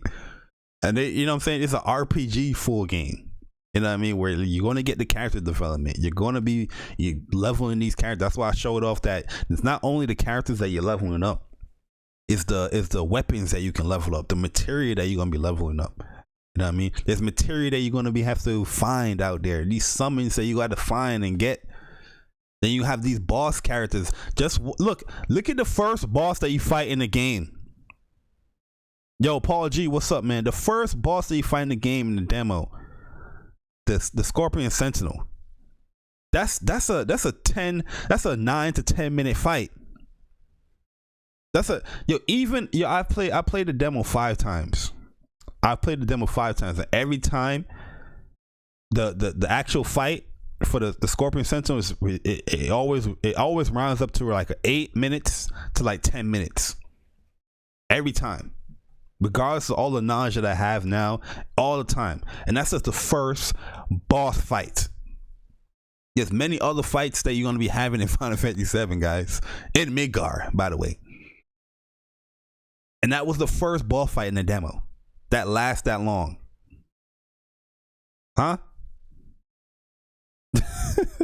The people's crazy out here, man. In the original game, the guard Scorpion legit was like a 1 minute fight. Just pop lightning on that bad boy and wait till the tail goes up, go to defend. When the tail goes up, wait till the tail goes down, then pop lightning again on that motherfucker, and that dude is dead. In the original game, yo, I can get through the what you call it? I forgot my man's name. The boss where what's his name used? President Shinra. He used. Is it the Airbuster? Yeah, the Airbuster. I can get through the Airbuster really, really quick, man, with lightning. Because that time, the way I level up super, super fast. I get through the Airbuster in literally like probably a minute. And that's way later in the game. You know what I mean? This game right here, that Airbuster fight looking different. That Airbuster fight looking different. That thing looked like a good 20 minutes so. You know what I mean? I'm seeing from what I've seen this thing have other components. Like you know, the arms, the hands, it has these lasers that's coming out. Yo, it's looking crazy. So you telling me that all that love and care, all that detail that they putting into these boss fights, that's from the Sentinel, that's from the Guard Scorpion itself. All that detail they put in the Guard Sentinel. And people's gonna be like, where's this game does he make here? You want that same quality and sheer detail within the remake, but you want that in one disc, one compact game. It's not gonna happen, man. This already is 2 discs, guys. And that's my biggest issue, is that a lot of people think that you are going to pay $60. Like, say this game is in a full story, say everything is how it is, right, with the remake, how everything is a shared detail, the volume of work. This part is launched in 2 discs, right? Part 2 is going to be much bigger, right? Say we get the complete thing, the complete story, and that's like 7 to 8 discs, right? People think they're going to pay the $60 for that. All that work that's being put into it, you're going to pay $60 for that. That's what people are thinking. They should just come out with a full game and charge $60. You want all that detail? Yo, this game alone, the budget is crazy. Yo, yes, I'm saying, like, the detail in the boss levels is like Final Fantasy 14. The layers upon layers upon layers, like you have in a boss fight. They're adding that now into that. And people will want all that volume of work, all that sheer detail, all that money is going to take to create this game for $60. And when it, like, say they did do that, right? I guarantee you they would even buy the game. Not even day one. They wouldn't even buy the game day one. They'd be like, I'll wait for a sale. It's crazy, man. It is crazy, yo. It is crazy, man. But at the end of the day, your boy is excited. I can't wait to play this bad boy. It's gonna be a movie. And yeah, man. Do you expect boss? I'm gonna be uploading like the boss battles. I'm pretty sure there's gonna be like mini bosses as well. So I'm gonna be uploading like the mini bosses, the boss battles, and I will like typical other videos. I will be having like little strategies that I do here and there. You know what I mean? Like I do with other games. I'm gonna be replaying a lot of Final Fantasy, because Final Fantasy X is like one of my favorite games as well. And I played that game so much, like when it came on PS4, like I was just like, I play this game so much, and I like, should I play it over again? But I'm gonna go back to that as well and finish that out, because I want to upload the boss battles with that. So I'm gonna restart that by the way. I think I'm midway through Final Fantasy X on PS4, and I'm just gonna restart everything and upload the boss battles with that as well. But for those that don't know what I'm talking about, like on my channel, I usually like upload like boss battles. So here I have Final Fantasy 12. This is like the Zodiac. It's the Zodiac edition that came out. And here, you know what I mean, I'll put like little strategies within it. So this is Zodiac. This is pretty much like the hardest. This is probably one of the hardest bosses that you'll fight. I actually had a harder time with Zodiac than the actual Yama boss, that ultimate boss in the end. But in my opinion, this is the hardest expert that you'll fight, but he's actually one of the hardest bosses that you'll fight in the game. Yeah, 10 I'm gonna run through 10 again. I'm gonna run through 10 again and put up the boss fights, because 10 was a great game as well, man. I need to go back and finish that out on PS4. You know what I mean? But this is what I normally do, man. I'll put like little, strategies and stuff like that. I know not a lot of people don't really read this stuff here. They don't really read. Ultimate, this is a hard boss too as well. They don't really read this stuff here, but it's cool. But I still like to just do this stuff. Sometimes I get tired of doing it, but I still like to do it. You know what I mean? But you see the difference here? 3 minutes. You're not fighting the Scorpion, Sentinel in 3 minutes. The Scorpion Sentinel. How long was the Scorpion Sentinel? My first playthrough of the Scorpion Sentinel, let me see. Did I have it up here? Yeah. Look at that. Almost 10 minutes. This is my first playthrough of the Scorpion Sentinel. 10 minutes. You know what I mean? This is the detail that they put in here. You know what I mean? It's like, it's the sheer detail that's going on with this game is gonna be amazing, man. It's gonna be, man. And look, Cloud is gonna say, look, here we go. I'm a full screen this. Let's put this at 1020. So you can see that a little clear, right? Is everybody caught up? Is everybody caught up for a second? Yeah, I'm gonna restart. I'm midway through Final Fantasy X, but I'm gonna restart everything. Barrett says, hey, how the hell do we fight this thing? Right? How the hell do we fight this thing? Good question, Barrett. Let's see what Cloud says right after. Here we go. It got reinforced armor plating, but the Eternals can be overloaded. Oh, so Cloud got a little strategy here. Kotaku, dude. we're gonna get to him later. Right? So I'm hit. I'm like, okay, what the hell's going on? Oh, matter of fact, we missed it. It got reinforced, but the Eternals can be overloaded. Right? Lightning magic. Oh my god.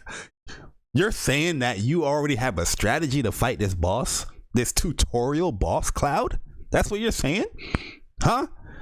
Then another thing that this Kotaku guy, I don't know how. You can toggle this off and on, guys. This area right here, you can toggle this off and on, right? Where it lets you know, issue commands to allies by pressing L2, R2. Switching characters by pressing the directional buttons, right? Evade by pressing circle. Guard by pressing R1. Command shortcuts by pressing L1. Then you have press R3 to lock on. And then when you do lock on, it tells you locked on. Woo! But with that being said, Cloud is telling you the one person that do have lightning magic to use it. Should Barrett know how to use a materia then? Yeah. No other option, huh? Barrett says no other option, huh? This is the banter that's going on here. You got to get up out of that when he does that. We're going to leave some potion here. This is like my first time fighting, so please don't mind this. So we got some ATB. What we going to do? What we're going to do here? What we're going to do here, man? We're going to use some thunder. Boom. Look what Barrett says. Hell yeah. You see the damage that did? They even let you know, like, yo, hell yeah. You see the damage that did? But nah, this Kotaku guy, this man says, wow. Did Final Fantasy VII Remake demo actually send my interest plummeting?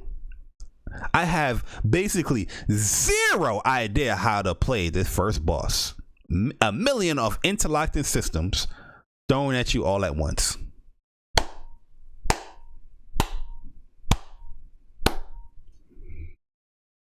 Craziness. And you know what I mean? And even Square is giving these guys, let me let y'all know what this Square say. Let me let y'all know what Square says. This is them talking about chapter 2 in the game, but I'm not going to go over that. We're going to go into the combat here. We're going to go to the combat, right? They talk about the characters being unique. ATB. Here we go. There we go. Look at this. Look at Square. Square is giving them the tools on how to play this game. Simple tools that a gamer should already know for playing games for years, right? But they even emphasizing this here, guys. They're emphasizing it here that a lot of people on Twitter, they click clacking telling you this stuff. Standard attacks exist primarily to add ATB gauge.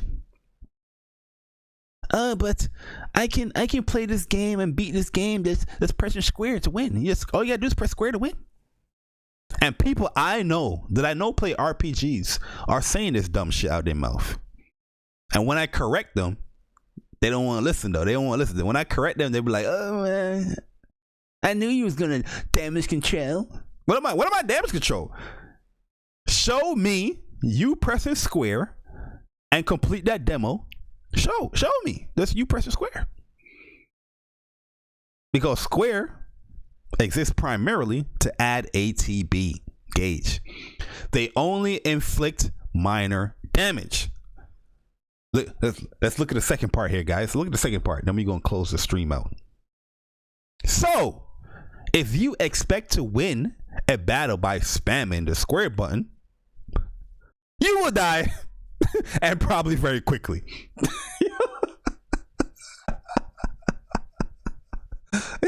Mr. Kotaku man, I have basically zero idea how to fight this boss after they give you the tips and tools, you know what I mean, in the banter. But Square is also letting you know that, yo, if you expect to win a battle spamming that square button, you will die, and probably very quickly. But people, that because this game is not on the Switch, that because this game is not on Xbox, because this game is not on PC yet, they are out here trying to tell you this game is horrible. Don't buy this game. All you got to do is press square to win. It's like Final Fantasy 15. So you expect to win a battle by spamming square button, you will die probably very quickly. Yeah, if you haven't played the original, you wouldn't understand. Yeah, a lot of them don't play the original. A lot of people's upset about this game, calling it episodic, you know, calling this and that. Don't understand the original game. They don't even know who Cloud Strife is. They don't understand none of this stuff. But you know, they're just being fake mad. Yo, I have friends to this day think Final Fantasy 7 is a 6-hour Telltale episode style game because the people spread episodic narrative. They don't understand that each part would be a full game. Yeah, yo, Lockheed, that's the reason why I've been doing these streams. Yo, if you guys look back, I've been doing these streams, guys. Let me look back here. I've been doing these streams for like 9-10 months.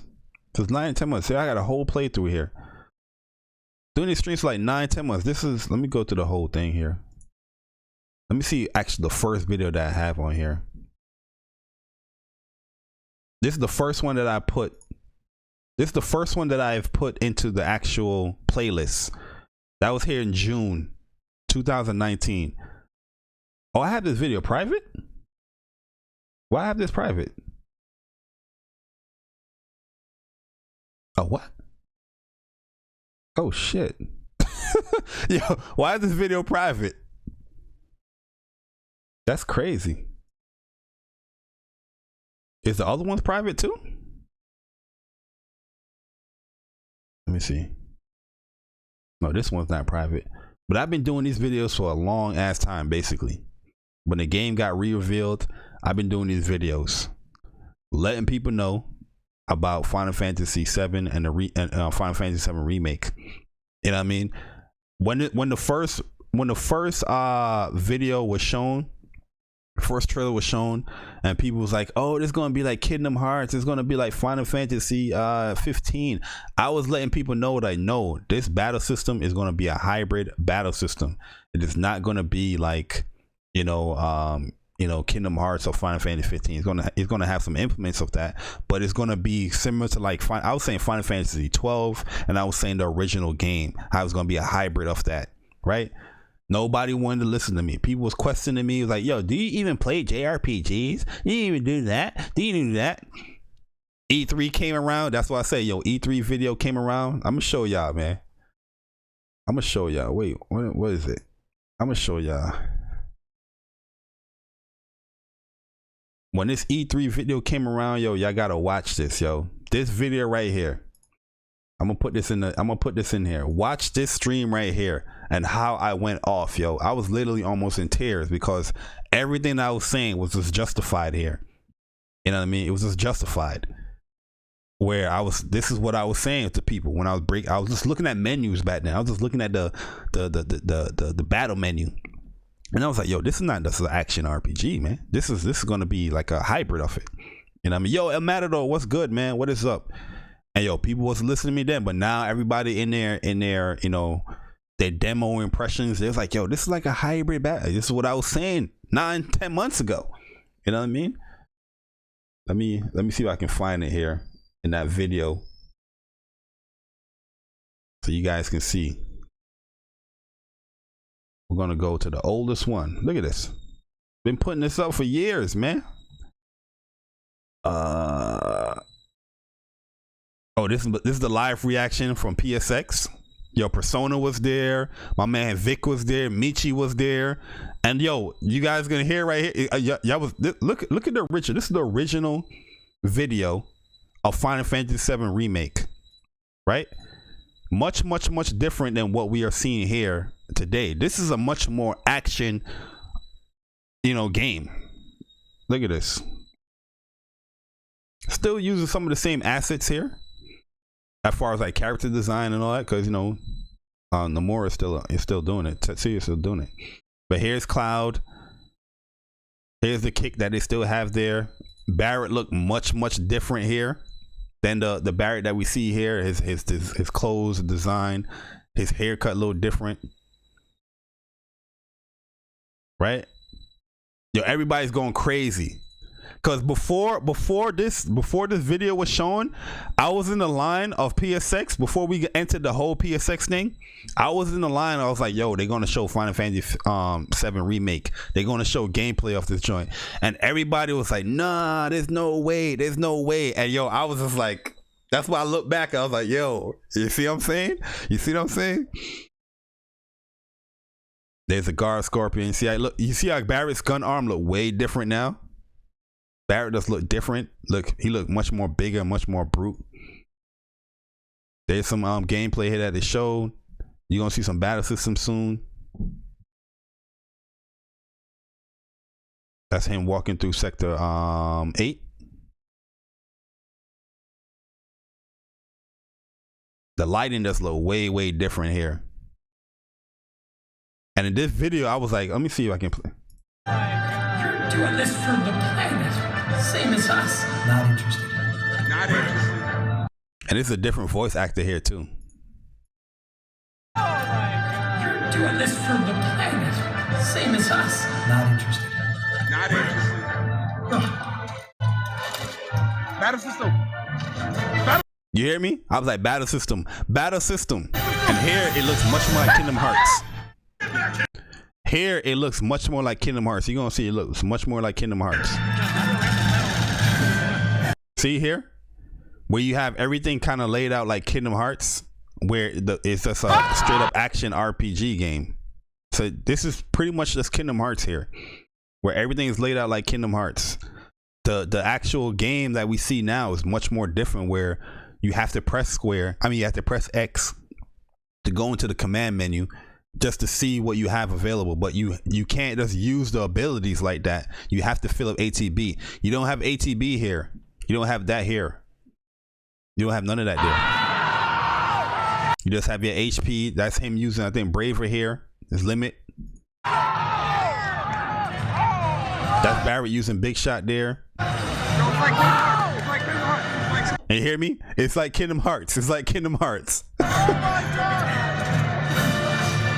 That is all action. But this was being developed by a much different developer. It was being done by CyberConnect. Now Square took it internally in the development studio and they're developing the game. Yo, see? Yo, Vic is in the chat. Yo, Vic, what's good, man? Vic is in the chat. He tell you, what's the battle system? What's the battle system?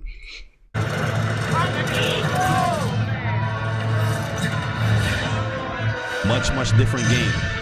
Oh, first ball. There's the guard scorpion. No attack with the leg. Barrett voice is different, much different. Even this right here is much different.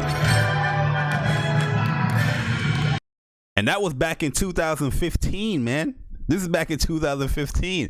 And that's why the game went cold. It went quiet because, like I said, Square eternally is developing the game. Let me see if I can find the first video. Oh, here it is right here. State of Play number 2, Final Fantasy 7 Remake trailer breakdown. So this is the video here where I was pretty much telling people that this battle system is not going to be like how we saw back in the day. You know what I mean? This is going to be a much more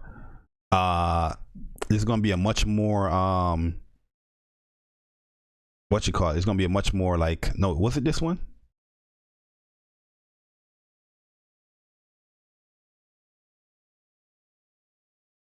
Of course, because I'm pausing it here, but just the detail that is being shown here. No, it wasn't this one. This wasn't the first one. This is State of Play 2. I want to get the first State of Play. I got to find it somewhere. But I was letting people, pretty much anybody that followed me, they will tell you that I was telling people like it's not going to be a traditional just action RPG. It's going to be you know, like a hybrid. It might be this stream right here. Now I'm saying he probably had to do it. Oh yeah, 'cause that's my boy Dell. Oh, this is me playing. One ended after. I was just showing everybody. See what I'm saying? Like, yo, I was showing people like, yo, I told you I don't mess around when it comes to Final Fantasy 7. Like, I don't mess around. This is one of my playthroughs here. I got character max level Cloud. I'm almost max level all these guys. This is one of my playthroughs. This is not my Ruby Emerald and my this is not my weapons playthrough here where I have everybody 99 Emerald weapon and Ruby weapon 1, because I have 2 playthroughs that I did with this game. You know what I mean? But a lot of people that is like so concerned about this game and so worried about this game, they're not showing you shit like this. They're not showing you stuff like this. You know what I mean? They're not showing no maxed out Cloud. I can't level up no more. They're not showing you builds of Cloud. And this whole stream right here, I was showing builds and everything. You know what I mean? Materials to mix up and all that. I was showing all of that here in this stream. They're not showing you that stuff here. Oh, I was showing people the glitch here where Aerith she reappeared here. There's a glitch that happens here. I forgot how to trigger it, but you know, people have broken it and they have triggered this stuff to show like Aerith came back to life or whatever. It was like a talking point back in the day. But like I said, man, they're not showing you that shit. You know what I mean? Oh, what link? Oh yeah, I saw this already. Because the Japanese store leaked this, but stuff like this I'm not going to talk about here in this video, because this is more, like I said, more like a Final Fantasy 7 talking point. But yeah, Matador, I saw this already. I saw this leak already. But yeah, if you guys don't have Grand Blue Fantasy though, make sure you get that game. You know what I mean? A really, really good game. You know what I mean? Also, we do have a tournament for Grand Blue Fantasy versus next week. If you guys do have the game and you're interested in, you know, participating, definitely sign up, man. Definitely sign up. But yeah, I saw that leak. But yeah, guys, basically I'm about to get up out of here, man. Hopefully you guys enjoy the rest of your Sunday. You know what I mean? I'm just in like a chill, more casual mode. I mean, Castlevania season 3 has came out. I was trying to watch it, but I fell asleep. So I'm definitely trying to finish that up, catch up on some anime stuff, and hopefully you guys enjoy the rest of your weekend. Also, next week I'll probably go for like Tuesday, because Monday I got to do some stuff after work. Tuesday I probably do like a stream of me showing like, you know, my training regiments for Grand Blue Fantasy. You know what I mean? Showing off some Lancelot shit. But yeah, guys, I'm about to get up out of here. It's your boy Jay Barry. Definitely appreciate all you guys coming through, checking out Final Fantasy 7 Remake news number 13. Like I said, we're going to be doing these as the game, you know, comes out. And yeah, I'ma holler at y'all. I'm gone. Doses.